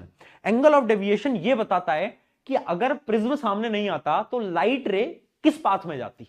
देखो अगर प्रिज्म नहीं होता तो मैं तो रास्ते से जा रहा था, टिन टिन टिन, भेलपुरी खा रहा था, टिन टिन टिन, बट भाई भेलपुरी तो खा रहा था, रास्ते से जा रहा था, सीधा जाता, बट अब क्या हुआ, अब बीच में रुकावट आ गई, है ना, बीच में रुकावट आ गई। रुकावट कौन आई, रुकावट आ गई भाई prism.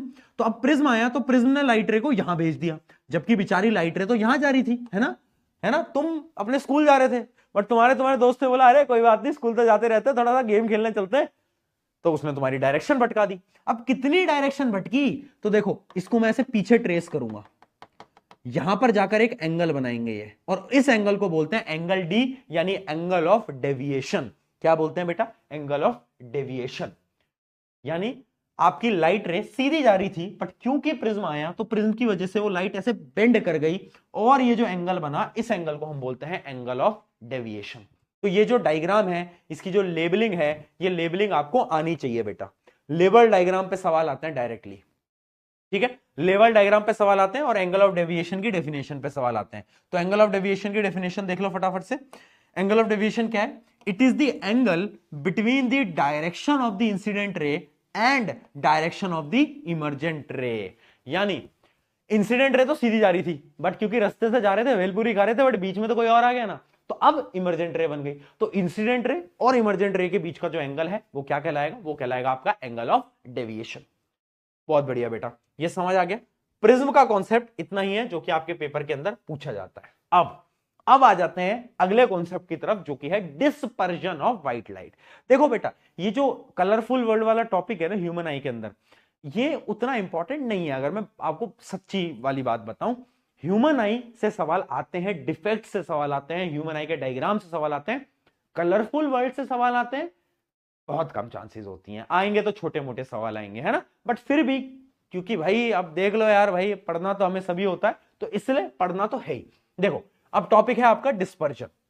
Dispersion of white light क्या कहलाता है? Basically splitting of light into its constituent. यानी देखो भाई, सफेद लाइट होती है तुम्हारे उस दोस्त की तरह जिसके अंदर बहुत सारे रंग छुपे बैठे हैं। तुम्हारे कुछ दोस्त नहीं होते जो कि लगते तो बहुत भोले से हैं, बकते बहुत शरीफ से हैं, उनके साथ तुम थोड़ा समय बिताओ, उसके बाद पता चलता है कि भाई अंदर से तो ये बहुत ही बेकार इंसान है। तो ऐसे व्हाइट लाइट भी ना दिखाती नहीं है, सबको दिखाएगी मैं तो सफेद हूं, मैं तो साफ हूं, बट व्हाइट लाइट के अंदर 7 अलग अलग रंग होते हैं। तो जब भी प्रिज्म पे आपकी लाइट टकराती है तो वो जो लाइट है उसका डिस्पर्जन हो जाता है, यानी उस लाइट की अपने कॉन्स्टिट्यूएंट्स के अंदर स्प्लिट हो जाती है, वो अपने 7 अलग अलग रंग दिखा देती है ना। जैसे तुम्हारे रिश्तेदार आते हैं, तो रिश्तेदार जब आए हुए तो तुम हाँ हाँ ठीक है आंटी जी बिल्कुल, अरे आंटी जी नमस्ते, पैर छू लेते हैं वो सब, और जैसे रिश्तेदार गए तुम्हारा एक अलग रंग निकल के आता है। उसी प्रकार से इसके भी अलग अलग 7 रंग हैं। अब 7 रंग होते हैं, कैसे याद कर रहे हैं? सुन लो, ट्रिक आपको मैं बता भी चुका हूं, जो पहली बार ये लेक्चर देख रहे हैं उनको मैं आज फिर बता देता हूं। ट्रिक होती है विबग्योर। यानी देखो मैं यहां पर एक डायग्राम बनाता हूं, उससे आपको और क्लियर होगा। मान लो ये प्रिज्म है, एक व्हाइट लाइट आई, अब वो अपने 7 रंग में बटेगी, है ना। अब देखना बेटा, ऐसे 1 2 3 4 5 6 7 ऐसे 7 रंग होंगे। नीचे से स्टार्ट करना, एक पूरा का पूरा नाम याद कर लो, विबग्योर। क्या? विबग्योर, विमबार नहीं बेटा, विबग्योर। क्या? VIBGYOR, VIBGYOR। Violet, indigo, blue, green, yellow, orange, red. यानी सबसे ज्यादा कौन सी लाइट आई, सबसे ज्यादा बेंड कौन कर गया? सबसे ज्यादा, देखो लाइट सीधी आ रही थी, सबसे ज्यादा जो बेंड करी वो है आपकी वॉयलेट, फिर इंडिगो, फिर ब्लू, फिर उसके बाद ग्रीन, फिर येलो, फिर ऑरेंज, फिर रेड। यानी सबसे कम कौन बेंड करा? सबसे कम बेंड करा रेड। और सबसे ज्यादा कौन बेंड करा? सबसे ज्यादा जो बेंड करा वो करा आपका कौन? वॉयलेट। तो याद रखना, ये डायग्राम ऐसे याद रखना कि वॉयलेट सबसे नीचे होता है, रेड सबसे ऊपर होता है। एमसीक्यू के अंदर पिछले साल एक सवाल आया था जिसके अंदर पता क्या बोला था, मैं सवाल दिखाता हूं तुमको। देखो ऐसे एक डायग्राम दिया था, डायग्राम बेस्ड सवाल था, ठीक है, और दिखाया ऐसे, है ना। बोला गया कि सबसे बॉटम वाला कलर है एक्स और सबसे ऊपर वाला कलर है वाई, एक्स और वाई को पहचानो। एमसीक्यू में आया था, एक्स कौन सा होगा? वॉयलेट होगा। वाई कौन सा होगा? वाई होगा आपका रेड होगा, ठीक है। तो सबसे ज्यादा डेविएट होता है आपका वॉयलेट, सबसे कम डेविएट होता है आपका रेड। बट भैया ये भेदभाव क्यों, आखिर ऐसा क्यों होता है? अब देखो भाई, एक जीवन का सत्य तुम्हें मैं बताता हूं। जीवन का सत्य यह है कि अगर तुम ताकतवर हो तो तुम लोगों के सामने नहीं झुकोगे। भाई अगर तुम पहलवान आदमी हो, तुम शक्तिशाली हो, तुमसे कोई बोले हाँ भाई, तो तुम नहीं झुकोगे तुम। बट अगर तुम थोड़े वीक हो तो तुम लोगों के सामने झुकोगे। यही यहां पर सच्चाई है कलर्स की भी। अब ये जो वॉयलेट होता है ना, ये बेचारे की जो वेवलेंथ होती है ना, वेवलेंथ, ये लैम्डा वेवलेंथ। भैया वेवलेंथ ये क्या होता है? मारूंगा इतना sound chapter class 9th, wavelength पढ़ा था तूने, पर भैया वो नाइन्थ में तो हम ना थोड़ा सा, ठीक है यार कोई बात नहीं। देख वेवलेंथ, वेवलेंथ जो होती है ना किसकी, वॉयलेट की, वो क्या होती है, वो सबसे कम होती है। ये बेचारा ढीला आदमी है, वीक आदमी है, और सबसे ताकतवर कौन है, सबसे ताकतवर रेड है, इसकी वेवलेंथ सबसे ज्यादा होती है।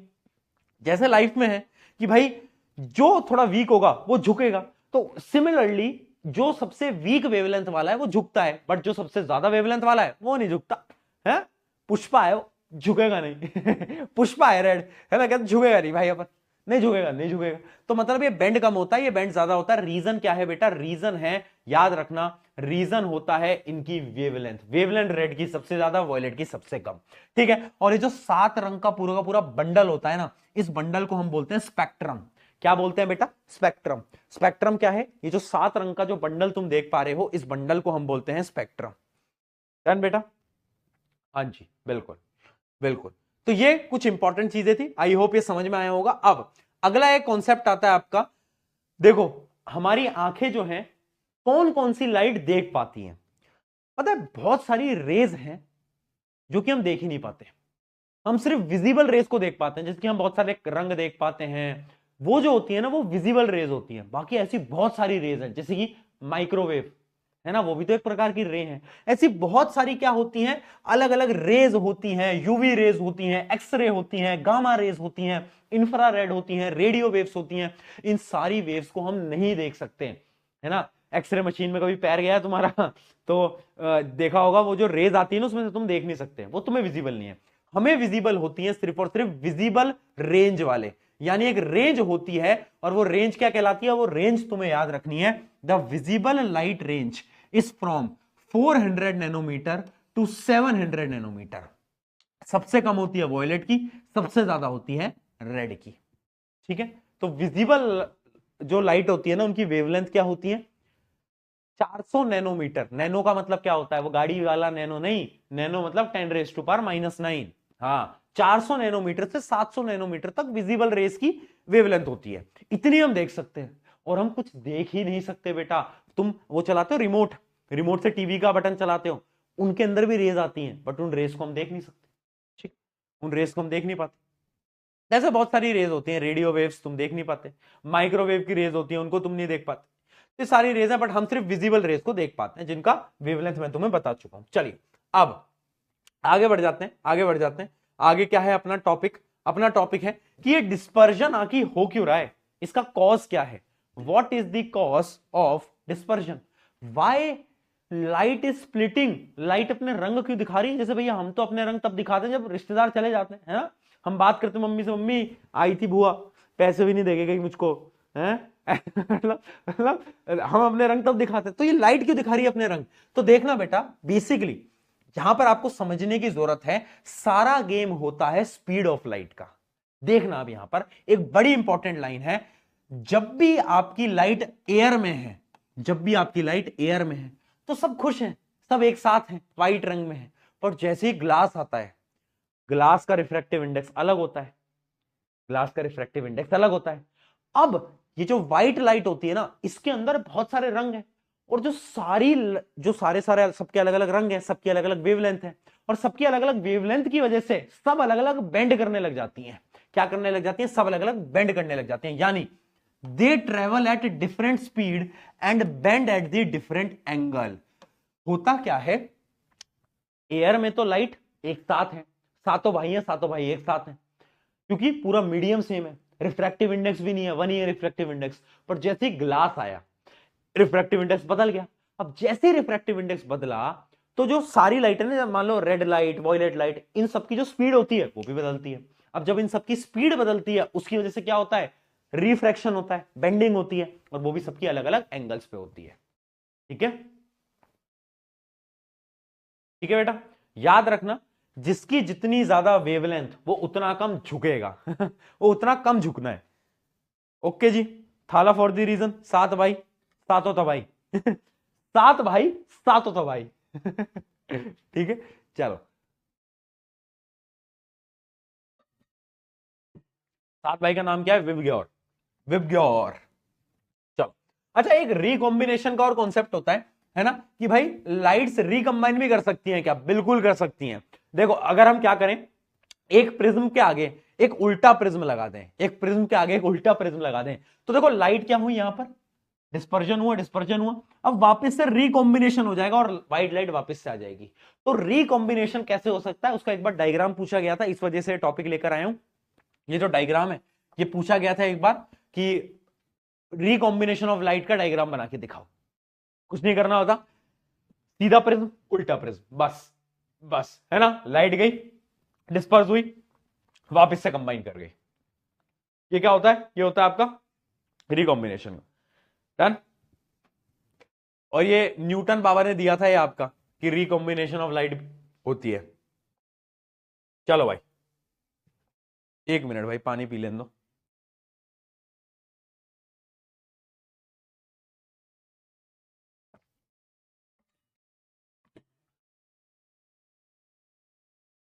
हाँ जी भाई, रेनबो। चलो भाई रेनबो बनाया जाए। काहे छुट्टी छुट्टी कर रहे हो, अब तो अगले साल पढ़ोगे मुझसे।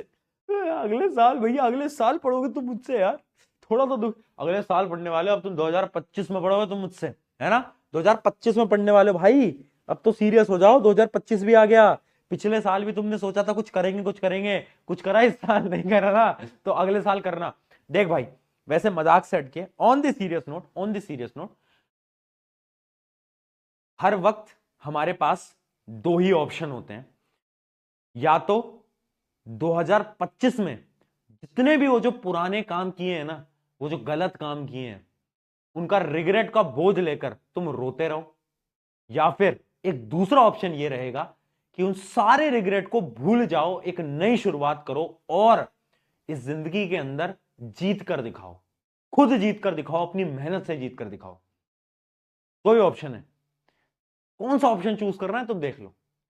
ऐसा भी है कि तुम 2025 में भी पुराने सारे के सारे जो भी तुमने रिग्रेट्स हैं, दुख हैं, वो सारे तुम लेकर आओ, या तो 2025 से बोलो कि नहीं, अब से मैं पुरानी चीजों के बारे में नहीं सोचूंगा, नहीं सोचूंगी, जितनी भी चीजें हैं उन सबको भूल जाओ और बोलो कि नहीं यार, अब से एक नई शुरुआत है मेरी लाइफ की, है ना। फाइंड द न्यू यू, एक लाइन याद रखना, फाइंड द न्यू यू। खुद को एक नए एंड से खोजो और देखो कि तुम कैसे अच्छा कर सकते हो खुद के लिए। चलिए भाई, रेनबो फॉर्मेशन पे बात करते हैं। रेनबो फॉर्मेशन क्या है? देखिए, अब ये भी डायग्राम पूछा जाता है, इसका भी डायग्राम आता है भैया, यार कितनों के डायग्राम आते हैं। तो ये तो 2024 में ही आया था ये क्वेश्चन, पिछले साल इसी साल आया था, जो तुम्हारे सीनियर बैच है। रेनबो फॉर्मेशन का डायग्राम बनाओ। तो देखो, रेनबो फॉर्मेशन इतना इंपॉर्टेंट क्यों है, मैं क्यों बोल रहा हूं कि इसमें से सवाल आने की चांसेस इस बार मुझे 80% लग रही है। क्यों? क्योंकि रेनबो फॉर्मेशन में ना बहुत सारी चीजें एक साथ होती हैं। देखना बेटा, सबसे पहले एक सनलाइट आई, रेनबो बनता क्यों है? ड्रॉपलेट्स की वजह से। बारिश हुई, पानी की बूंदे आ गई हवा के अंदर। अब पानी की बूंदे क्या है? वाटर है, वाटर है। जब भी एक लाइट आएगी, पानी के अंदर जाएगी, सबसे पहले क्या होगा बेटा? सबसे पहले होगा रिफ्रैक्शन। है ना बोल, है ना बोल, रिफ्रैक्शन होगा, बिल्कुल होगा भैया। बेंड होगी लाइट, ठीक है, सबसे पहले होगा रिफ्रैक्शन। अब क्योंकि ये व्हाइट लाइट थी, ये व्हाइट लाइट अपने 7 रंगों के अंदर टूट भी जाएगी, तो रिफ्रैक्शन के बाद क्या होगा आपका? बोल दो भाई, डिस्पर्जन होगा, है ना। क्या होगा? डिस्पर्जन हो जाएगा, लाइट जो है वो टूट जाएगी अपने 7 रंगों के अंदर। देखो, अब लाइट यहां टूट गई, और लाइट क्या करेगी? टूटती हुई ना, अब देखो यहां पर लाइट टूट रही है, टूट रही है, टूट रही है, टूट रही है, और यहां पर टकराएगी। और जब यहां पर टकराएगी ना बेटा, तो यहां पर होगा रिफ्लेक्शन। क्या होगा? रिफ्लेक्शन। देखो बेटा, कुछ किताबों के अंदर इंटरनल रिफ्लेक्शन नाम से भी लिखा हुआ है, पर तुम्हें बोर्ड के अंदर मात्र रिफ्लेक्शन लिख के आना है, क्योंकि तुम्हारी एनसीईआरटी के अंदर रिफ्लेक्शन गिवन है, इंटरनल रिफ्लेक्शन नाम की कोई चीज नहीं लिखी है, ठीक है। तो इस जगह पर क्या हुआ? लाइट जो हो गई रिफ्लेक्ट हो गई, तो इस पॉइंट को हम बोलेंगे क्या? रिफ्लेक्शन, ठीक है, रिफ्लेक्शन। तो अब इस पॉइंट को हमने बोला रिफ्लेक्शन। यानी डिस्पर्जन के बाद क्या हुआ? डिस्पर्जन के बाद हुआ हमारा वापस से, बोलो भाई, रिफ्लेक्शन, है ना, रिफ्लेक्शन। अब रिफ्लेक्शन के बाद क्या हुआ? अब देखना, लाइट यहां पर आई और वापस से लाइट रिफ्रैक्ट हुई। लाइट कैसी हुई? रिफ्रैक्ट हो गई वापस से। तो रिफ्लेक्शन के बाद वापस से रिफ्रैक्शन आएगा, ठीक है। कौन आएगा? रिफ्रैक्शन आएगा। तो ये इसलिए इंपॉर्टेंट है क्योंकि यहां पर 4 चीजें एक साथ हो रही हैं। एक बूंद बना देना, डायग्राम में एक बूंद बनाई, सनलाइट आई, पहले सनलाइट रिफ्रैक्ट करेगी, फिर उसके बाद सनलाइट क्या होगी आपकी, डिस्पर्जन करेगी, डिस्पर्जन यानी 7 रंग में टूटेगी। फिर उसके बाद वो क्या करेगी, रिफ्लेक्ट कर, अरे अरे अरे यार भाई क्या है ये, फिर वो आपके रिफ्लेक्ट करेगी, रिफ्लेक्ट करने के बाद वो वापस से रिफ्रैक्ट करेगी। बताओ, इंटरनल रिफ्लेक्शन वाली चीजें मत लिख के आना, मैं तुम्हें बता रहा हूं, क्योंकि इंटरनल रिफ्लेक्शन पे पिछले साल भी पेपर में बोर्ड वालों ने, जिन्होंने इंटरनल रिफ्लेक्शन वाला ऑप्शन टिक करा था, उन सबका आंसर गलत बोला था कि यहां पर रिफ्लेक्शन हो रहा है। आपको रिफ्लेक्शन ही याद रखना है, इंटरनल रिफ्लेक्शन याद मत करो। मैं फिर बता रहा हूं, तुम्हारे जो सीनियर बैच थे वो पछताए थे, उन्होंने एक एमसीक्यू आया, आंसर यहां पर इंटरनल रिफ्लेक्शन ही होना चाहिए, बट बोर्ड वालों ने जब आंसर की रिलीज करी, उन्होंने बोला यहां पर आंसर रिफ्लेक्शन होना चाहिए, इंटरनल रिफ्लेक्शन नहीं। तो ऐसी चीजें होती हैं कभी कभार बोर्ड में यार, क्या कर सकते थे, ठीक है ना। ये डायग्राम समझ में आ गया, तो याद रखना, water droplets act like a small prism, आपकी जो वाटर ड्रॉपलेट है वो प्रिज्म की तरह एक्ट करती हैं। और ये डायग्राम याद रखना, और ये जो 4 स्टेप है, रिफ्लेक्शन, डिस्पर्जन, रिफ्लेक्शन, रिफ्रैक्शन, ये याद रखना बेटा सारे के सारे, ठीक है। चलिए आगे बढ़ जाते हैं, आगे बढ़ जाते हैं, है ना। एक बच्चा लिख रहा है, एक बच्चा लिख रहा है कि भैया मैं, सही कह रहे हो आप, मैं पिछले बैच का हूं, सीबीएसई वालों ने मेरे साथ गलत किया। अबे तुम यहां क्या कर रहे हो भाई, 2023-24 वाले बैच बच्चे, तुम क्यों आए हो अभी बैच के अंदर और पढ़ क्यों रहे हो क्लास में तुम क्यों पढ़ रहे हो क्लास के अंदर भाई, यार लव यू ऑल पता है यार, मतलब पिछले साल के बच्चे बैच लेके बैठे हुए हैं क्या, क्या बात है, बहुत बढ़िया, बहुत बढ़िया यार, क्या क्या लोग हो यार, तुम बड़े खतरनाक लोग हो ना तुम सब। चलो देखो, अगला आपका कॉन्सेप्ट आ जाता है एटमॉस्फेरिक रिफ्रैक्शन का, एटमॉस्फेरिक रिफ्रैक्शन का, है ना। एटमॉस्फेरिक रिफ्रैक्शन का अगला कॉन्सेप्ट है बच्चे कह रहे फेल हो गया होगा नहीं भाई, वो फेल नहीं हुआ ठीक है। चलो आओ, एटमॉस्फेरिक रिफ्रैक्शन, हमसे कोई आखिरी दिन पढ़ के गया है ना, वो फेल वैसे भी नहीं हो सकता, आधे से ज्यादा पेपर तो आखिरी दिन बता दिया था। चलो देखो, एटमॉस्फेरिक रिफ्रैक्शन क्या होता है, बेसिकली जब भी एक लाइट आ रही होती है ना, रिफ्रैक्शन का मतलब क्या होता है, बेंडिंग ऑफ लाइट। आपके जो एटमॉस्फेयर है ना, उसके अंदर बहुत सारी लेयर्स हैं, जैसे कि मान लो मेरा अर्थ है, मान लो मेरा अर्थ है, तो इस अर्थ में क्या है ना, बहुत सारी लेयर्स हैं। अब उन सब लेयर्स की क्या है, रिफ्रैक्टिव इंडेक्स अलग अलग है। अब जब दूर से कोई लाइट आती है ना, दूर से, तो थोड़ी थोड़ी ऐसे बेंड कर जाती है, इधर बेंड कर जाती है, इधर बेंड कर जाती है, ऐसे, तो हल्की हल्की जो बेंडिंग होती है ना एटमॉस्फेयर की वजह से, उस बेंडिंग को हम बोलते हैं एटमॉस्फेरिक रिफ्रैक्शन। यानी क्या होता है, it is the bending of light due to when they pass through the atmosphere। जब वो, ये इलेक्ट्रॉनिक वेव्स हटाओ यार, इतना मुश्किल नहीं लिखना होता है ना। It is the bending of light as they pass through the earth atmosphere, ठीक है। It occurs because earth layers have different optical densities, सबकी डेंसिटी अलग है, यानी सबके रिफ्रैक्टिव इंडेक्स अलग होते हैं, और जब रिफ्रैक्टिव इंडेक्स अलग होंगे तो रिफ्रैक्शन भी तो होगा। हाँ, तो रिफ्रैक्शन होता है आपके एटमॉस्फेयर के अंदर, और उसको बोलते हैं हम एटमॉस्फेरिक रिफ्रैक्शन। अब देखो, कुछ यहां पर सवाल ये नहीं पूछता कि व्हाट इज एटमॉस्फेरिक रिफ्रैक्शन, यहां पर सवाल ये पूछता है कि भाई कुछ आपको चीजें बोलेगा और बताएगा कि ऐसा क्यों हुआ।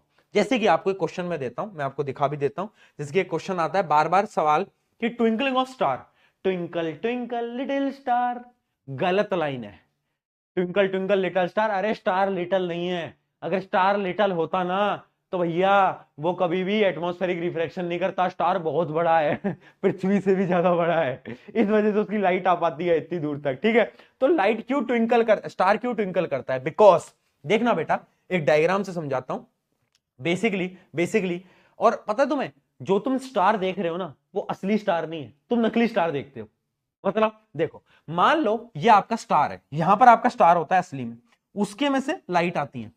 अब वो जो लाइट है ना बेटा, वो बेंड हो जाती है, क्यों बेंड हो जाती है, due to atmospheric refraction. Light ऐसे बेंड होके आती है तुम पे, बेंड होके, और तुम्हें ऐसा लगता है कि भाई आपका स्टार तो यहां है, यानी स्टार तुम्हें एक्चुअल वाला नहीं दिखता, तुम्हें स्टार की एपरेंट दिखता है ना। जिससे कि तुमने देखा है ग्लास के अंदर जब हम पेन डालते हैं तो पेन थोड़ा सा बेंड करता हुआ दिखता है, हम ऐसे देखेंगे तो, क्यों, क्योंकि पानी के अंदर जो है रिफ्रैक्शन हो गया, इस वजह से हमें पेन जो है बेंड करा दिखता है। सिमिलरली यहां पर भी जो एक्चुअल पोजीशन होती है स्टार की, वो अलग होती है, ठीक है।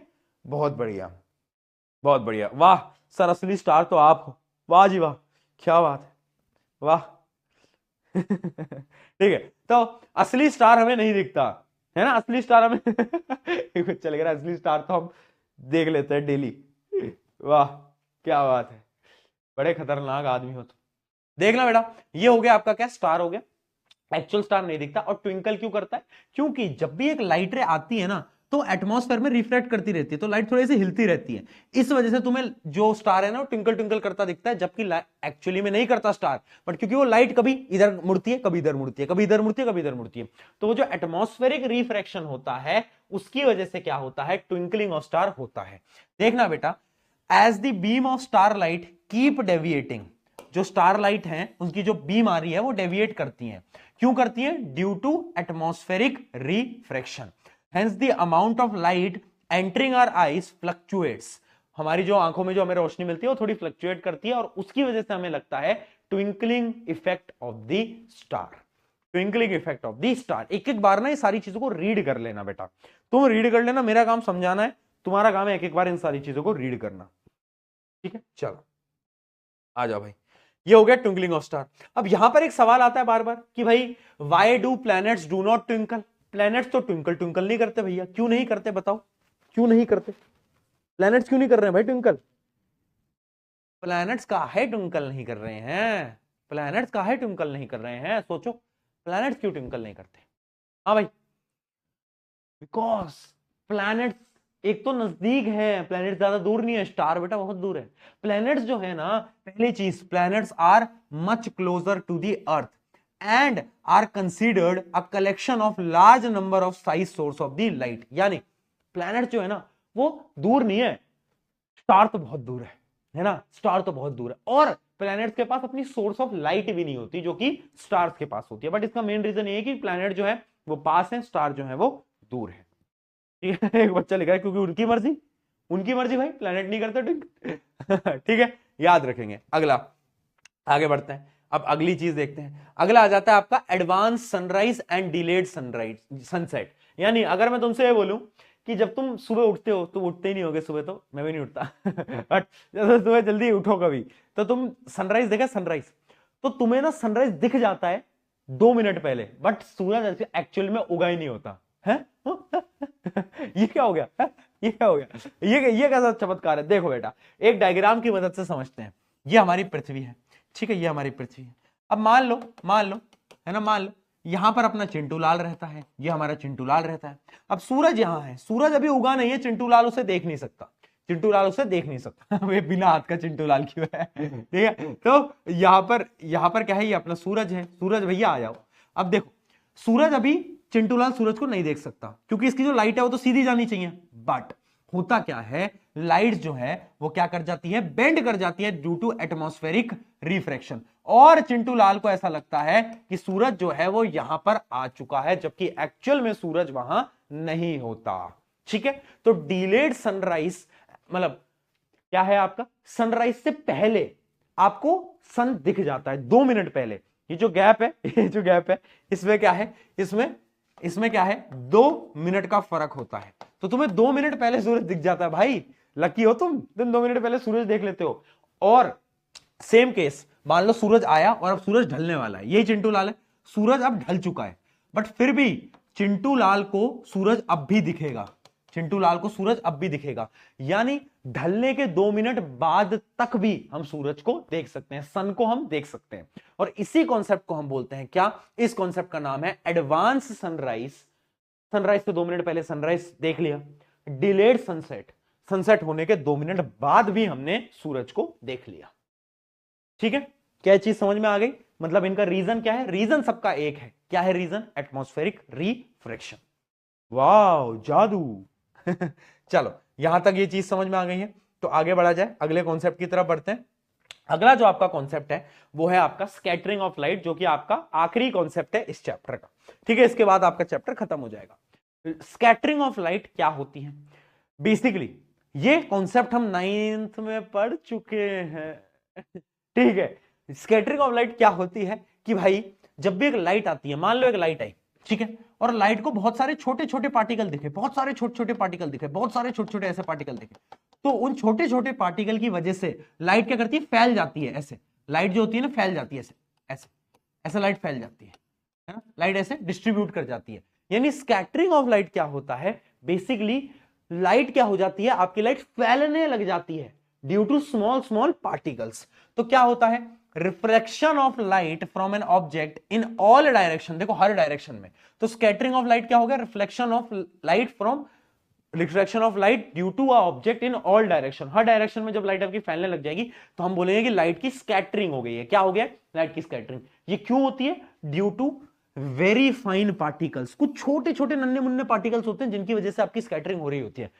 तो बड़े पार्टिकल से नहीं होगी कभी स्कैटरिंग, छोटे पार्टिकल से। या आपने देखा होगा कभी जंगलों में गए होगे, है ना, जैसे विनीता और उमेश जंगलों में गए थे बेटा, वो वाला तुम्हें याद नहीं होगा, अच्छा वो तो 9th वालों का कॉन्सेप्ट है, ठीक है। तो ये जंगलों में अगर तुम गए होगे तो तुमने देखा होगा ऐसे एक लाइट ऐसे तुम्हें दिख रही होती है, देख रहे हो, ऐसा क्यों, क्योंकि यहां पर ना देखो पार्टिकल है, यहां पर क्या है, पार्टिकल है, डस्ट के पार्टिकल है, जिसकी वजह से लाइट रे जो है आपको उसका पाथ दिख पा रहा है, उसका पाथ आपको दिख पा रहा है, ठीक है। तो ये हो गई आपकी स्कैटरिंग ऑफ लाइट। अब ये जो प्रोसेस है ना, कौन सा process, scattering of light by which we can see the path of light. फिर से बोल रहा हूं, लाइट स्कैटर करी, लाइट स्कैटर करी, जिसकी वजह से मैंने लाइट का पाथ में देख पाया। इस प्रोसेस को क्या बोलते हैं, वो भी 9th में पढ़ा था, उसका नाम होता है टिंडल इफेक्ट। क्या होता है बेटा, टिंडल इफेक्ट। और टिंडल इफेक्ट की डेफिनेशन पूछी जा सकती है, सुन लो। When a beam of light strikes such a fine particle, the path of the beam becomes visible, and this phenomena is called Tyndall effect. यानी जब भी आपने देखा ना, एक लाइट आ रही थी, याद आ गया, एक लाइट आ रही थी जंगल में और वहां पर बहुत सारे छोटे छोटे पार्टिकल थे जिसकी वजह से लाइट का पाथ दिख रहा था, उसी फिनोमिना को टिंडल इफेक्ट बोलते हैं। उस फिनोमिना को हम क्या बोलते हैं, टिंडल इफेक्ट बोल रहे होते हैं। हाँ जी, बहुत बढ़िया। अब इसके भी कुछ सिंपल सिंपल से वो है एग्जांपल्स वगैरह, मान लो जो भी मान लो, है ना। अब वो क्या है एग्जांपल, वो बड़ी सिंपल चीज है, जैसे कि वाई स्काई इज ब्लू, आपका जो आसमान है वो ब्लू क्यों होता है, बताओ भाई, सोचो सोचो।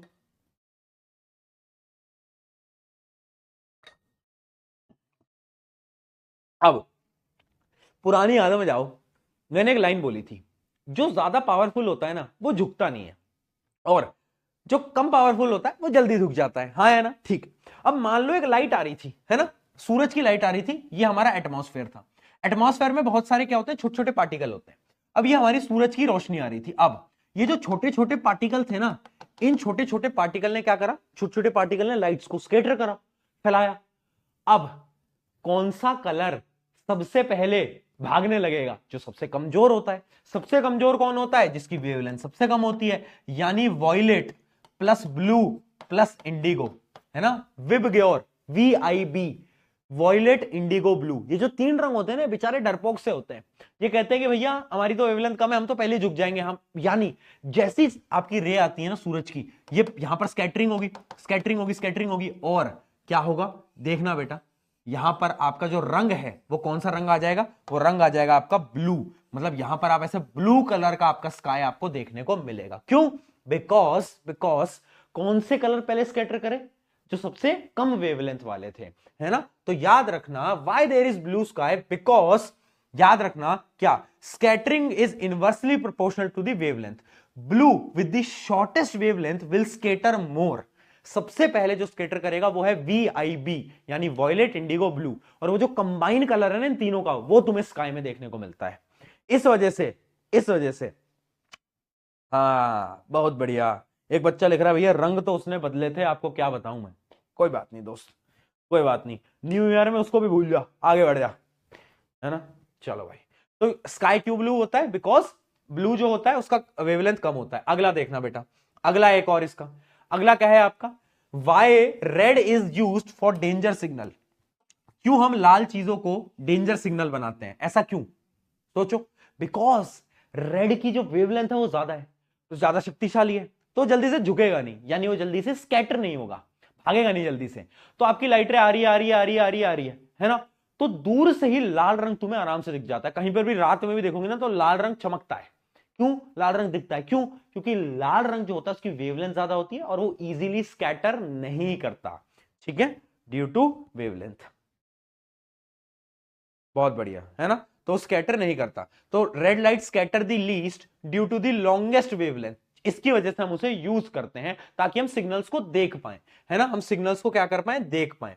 अब यहां पर एक और कॉन्सेप्ट है, क्या, colour of sun rise and sunset. भैया जब सूरज उगता है तब तो स्काई एकदम लाल हो जाता है, ऑरेंज हो जाता है, ऐसा क्यों?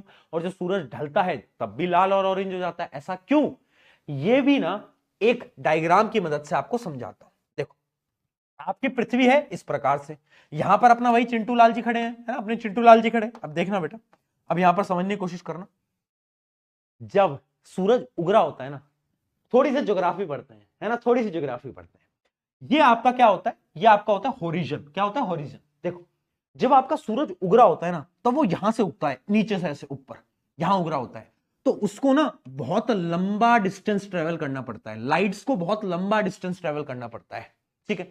जब लाइट ज्यादा डिस्टेंस ट्रेवल करेगी तो क्या होगा, इमेजिन करो, सबसे पहले तो ब्लू कलर वाले पार्टिकल भाग जाएंगे, भाग जाएंगे, भाग जाएंगे, भाग जाएंगे, उसके बाद येलो कलर वाले भागेंगे, और उसके बाद आपके रेड और ऑरेंज कलर वाले पार्टिकल भागने लगेंगे, और इस वजह से आपको उस समय पर जो स्काई है वो रेड कलर का दिखता है। बट जैसे ही आपका सूरज ऊपर आया, अब उसको कम डिस्टेंस ट्रेवल करना है, और जब कम डिस्टेंस ट्रेवल करना है तो लाल रंग नहीं झुकेगा, लाल रंग झुकता है बट वो लंबे डिस्टेंस में झुकता है ना। तो रीजन क्या है, रेड स्काई और मतलब लाल रंग क्यों होता है सनराइज और सनसेट के अंदर, because light has to travel more distance, जिसकी वजह से ज्यादा स्कैटरिंग होती है और लाल रंग भी आपका स्कैटर कर जाता है। तो इसका आंसर भी देख लो बेटा, क्या होता है, sun appears red during the sunrise and sunset because light travels a longer, क्या करती है, a longer distance through the earth atmosphere. जितना ज्यादा वो डिस्टेंस ट्रेवल करेगी उतने ज्यादा कलर्स आपके बाहर आने लगेंगे।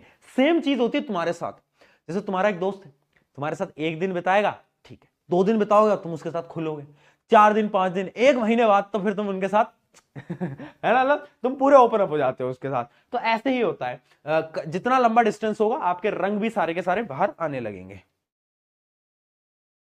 ठीक है बेटा, छुट्टी वुट्टी कुछ नहीं होती, नो छुट्टी, वी डोंट बिलीव इन छुट्टी वी डोंट बिलीव इन छुट्टी बेटा।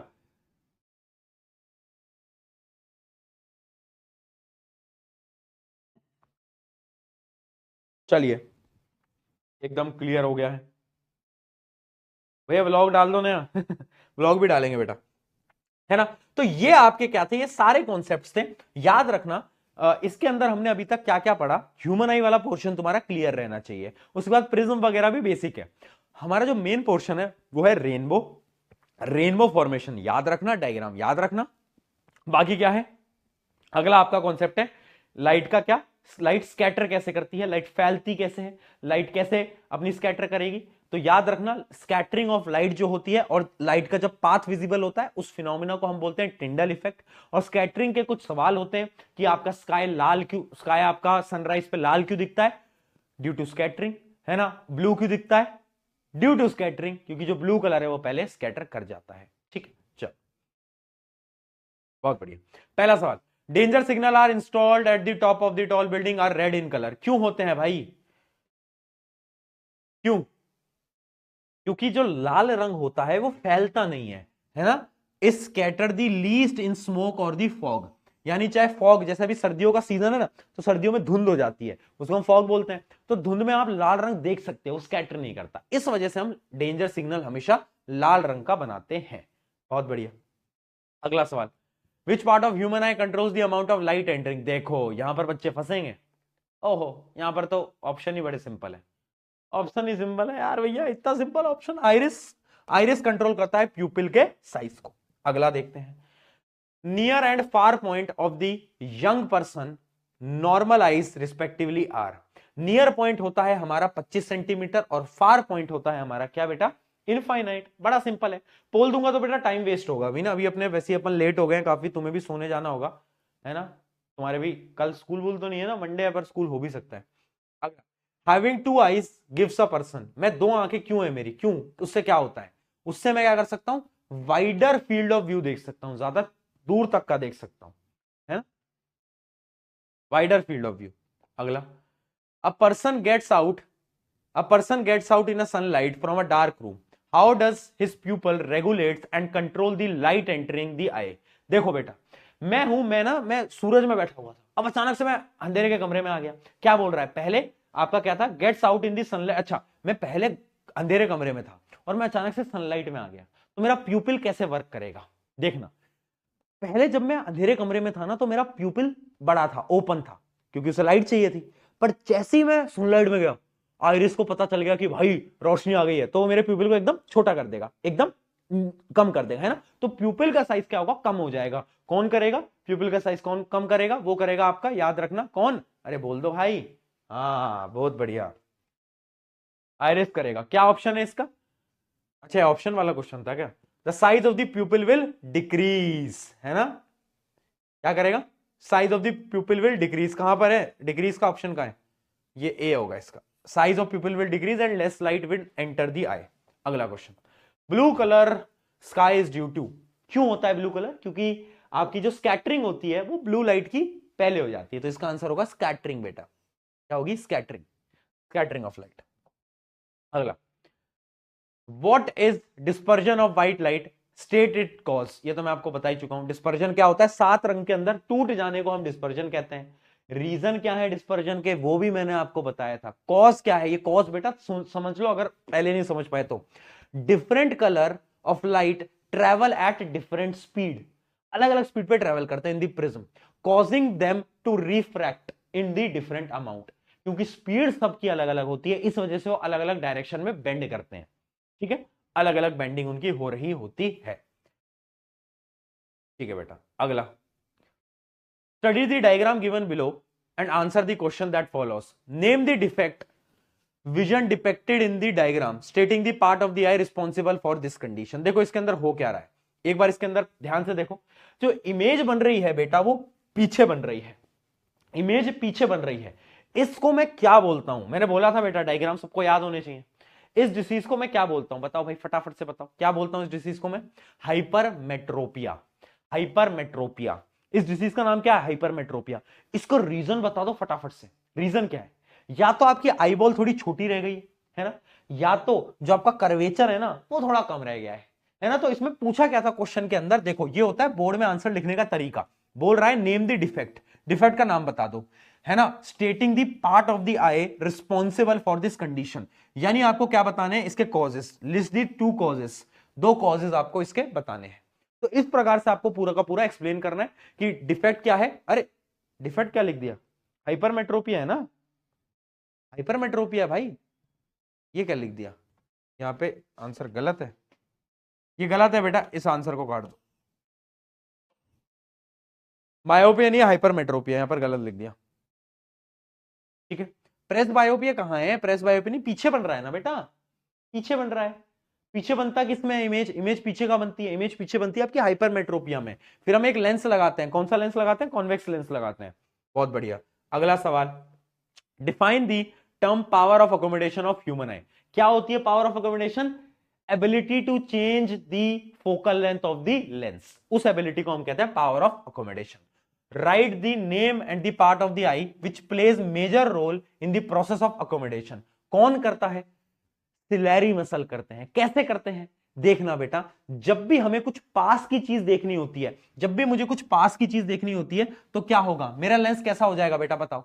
जब भी, और ये मैंने चीज आपको बताई भी थी, याद कर लेना बेटा, याद कर लेना फटाफट से, है ना, क्या कर लेना, याद कर लेना। जब भी मुझे देखना, when focusing the near by object, जब भी मुझे कुछ पास का देखना है, तो मेरा लेंस मोटा हो जाएगा, थिक हो जाएगा, है ना, ताकि जो इमेज है वो कहां बने, रेटिना पे बने। तो मेरा जो लेंस होगा ना, वो क्या होगा, लेंस थोड़ा सा पुश करेगा, मतलब सिलेरी मसल पुश करेगा लेंस को थिक हो जाने के लिए, है ना। तो आप याद कर सकते हो कि जब भी हम नियर बाय ऑब्जेक्ट देखते हैं तो सिलेरी मसल आपके कॉन्ट्रैक्ट होते हैं। कॉन्ट्रैक्ट यानी क्या होता है, आगे की तरफ धक्का लगाएंगे, कॉन्ट्रैक्ट होते हैं, छोटे होते हैं, ठीक है। और जब हमें दूर का देखना होता है तब क्या होता है, सिलेरी मसल आपके थोड़े रिलैक्स करने लगते हैं। दूर का हम जब देखेंगे, मान ले ऐसे दूर का है ना, दूर का है, हमें दूर का देखना है, तो हमें पतला करना है, उसे हम पतला, हम उसे स्ट्रेच करेंगे, स्ट्रेच करेंगे सिलेरी मसल को, क्या करेंगे, स्ट्रेच करेंगे। या फिर तुम बोल सकते हो कि सिलेरी मसल रिलैक्स कर रहा होगा, ठीक है। उस टाइम पे भैया आपने उल्टा बताया था, नहीं नहीं, मैंने बताया तुम्हें यही था, थिक और थिन का, वो शायद मैंने सिलेरी मसल स्ट्रेच और वो वाले में आगे पीछे बोला होगा, बट उससे उतना कोई फर्क नहीं पड़ता। तुम्हें यह याद होना चाहिए कि जब भी हमें नियर बाय ऑब्जेक्ट देखना है अपना थिक होगा, और जब दूर का देखना है तो थिन होगा, है ना, दूर पास, ये तुम याद रखो, है ना। इसकी कोई ट्रिक बना के याद कर लो यार फटाफट से। क्या ट्रिक बनाए, क्या ट्रिक बनाए, क्या ट्रिक, ट्रिक कोई बनेगी नहीं इसमें, है ना। पास से देखा, दूर से देखा तो इंसान पतला दिख रहा था, पास आके देखा तो पता चला इंसान तो मोटा था। अगर तुम्हें ऐसा बनाना है तो बना सकते हो, बट आपने अपने तरीके होते हैं भाई याद करने के, तो हाँ ऐसा कुछ बना के याद कर लेना यार, ऐसा कुछ करके याद कर लेना, ठीक है। चलो अगला सवाल। स्टेट वन इंपॉर्टेंट फंक्शन, किसका इंपॉर्टेंट फंक्शन है, of the following part. Retina क्या करता है, इमेज बनाता है ना, इसमें रॉड और कौन सेल होते हैं। प्यूपिल क्या करता है, लाइट की एंट्री को अलाउ करता है। State the role of ciliary muscle in focusing varying distance. Ciliary muscle क्या करता है, अकोमोडेशन ऑफ आई करता है, कैसे करता है वो आपको यहां पर एक्सप्लेन करना है, वही जो मैंने अभी आपको बताया। अगला सवाल, अगला सवाल है लिस्ट टू कॉजेज ऑफ हाइपरमेट्रोपी। देखो सारे प्रीवियस ईयर क्वेश्चन है और ये तो 2024 में पूछा गया है। दो कॉजेस क्या होते हैं हाइपरमेट्रोपिया के, आपको दोनों पता ही है ना। और आपको क्या करना है, ड्रॉ आ रे डायग्राम, ठीक है। रे डायग्राम पूछेगा और करेक्शन वाला रे डायग्राम भी पूछ रहा है। देखो करेक्शन वाला जो रे डायग्राम है, ये वाला जो रे डायग्राम है ना, ये भी बनाना है, इसलिए मैंने बोला था ये दोनों याद होने चाहिए तुम्हें, ठीक है। और क्या पूछ रहा है, आगे क्या पूछ रहा है, ठीक है, एंड इट्स करेक्शन, हाँ ठीक है, तो ये पूछ रहा है आपको इस क्वेश्चन के अंदर। बहुत बढ़िया। चलिए आज का आखिरी सवाल आपकी स्क्रीन के ऊपर बेटा ये रहा, which with the help of the diagram show, क्या बताना है हमें, पाथ बताना है। किसका बताना है, अच्छा बड़ा अच्छा सवाल है, देखो भाई 2020 में आया, पढ़ो, लास्ट सवाल है बेटा फिर छुट्टी है। With the help of level diagram show the path followed by a narrow beam of monochromatic light when it passes through a glass prism. भैया मोनोक्रोमेटिक देखते ही ना बच्चों के पसीने छूट गए। मोनोक्रोमेटिक कुछ नहीं होता, व्हाइट लाइट होता है।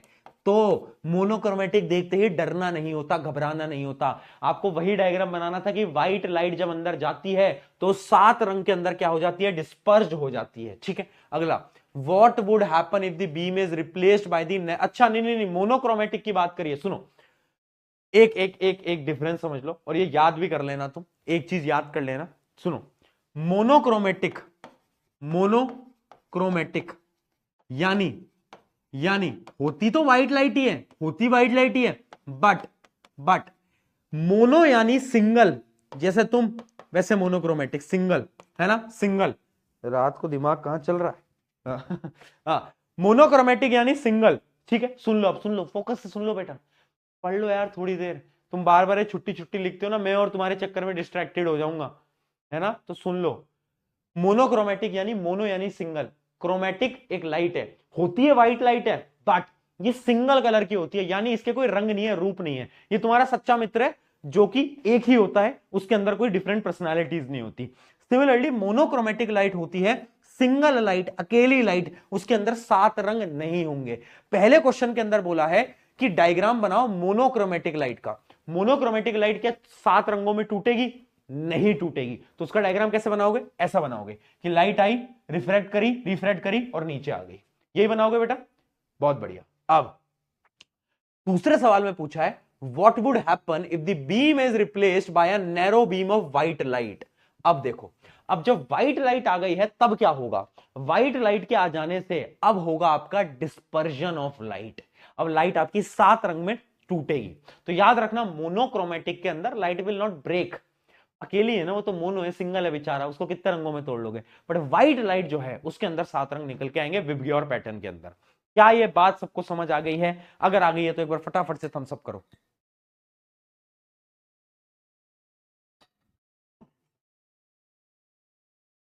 थम्स अप, थम्स अप कर दो जल्दी से, थम्स अप करके बता दो भाई। बहुत बढ़िया, क्या बात है। तो यहां पर आपका पूरा का पूरा human eye and colourful world का चैप्टर होता है वन शॉट के अंदर समाप्त। सुन लो, एनवाईक्यू कर ले, एनवाईक्यू कर लेना, भूलना मत, है ना, एनवाईक्यू कर लेना। अगला चैप्टर जब हम अगले साल मिलेंगे तो अब हम पढ़ेंगे, कौन सा चैप्टर पढ़ना है यार, मैं सोच रहा था ना, इलेक्ट्रिसिटी तो हो ही गया, मैग्नेटिक इफेक्ट बचा है। क्या किया जाए? रिप्रोडक्शन पढ़ लें पहले, रिप्रोडक्शन वगैरह पढ़ लेते हैं, है ना। देखो चैप्टर का ज्ञान क्या है, even your blind spot has a job reminding you that no one is perfect, not even your amazing eyes. यानी आपकी सुंदर सुंदर आंखें बेटा, वो भी परफेक्ट नहीं है, उनके अंदर भी क्या है, ब्लाइंड स्पॉट है, यानी उसके अंदर भी एक कमी है। सिमिलरली जिंदगी के अंदर तुम्हारे अंदर भी कमियां होंगी, फ्लॉज होंगे, बट उन फ्लॉज को भूल जाओ। 2025 के अंदर सारे फ्लॉज को भूलो, एक नई शुरुआत करो। मुझे चाहिए कि तुम सब के अंदर से एक नया इंसान बन के निकले और तुम सब मेहनत से अपने सपनों को अचीव करो। मुझे बस इतना चाहिए तुमसे, ठीक है, और मुझे पता है तुम करोगे। I know, I love you all, और मिलते हैं आप कल, ठीक है, मिलते हैं आप कल, कल नहीं, अरे अगले साल मिलेंगे 2025 के अंदर। Love you all, take care, बहुत सारा प्यार, बाय बाय, सो जाओ जाओ। बाय बाय बाय बाय, चलो।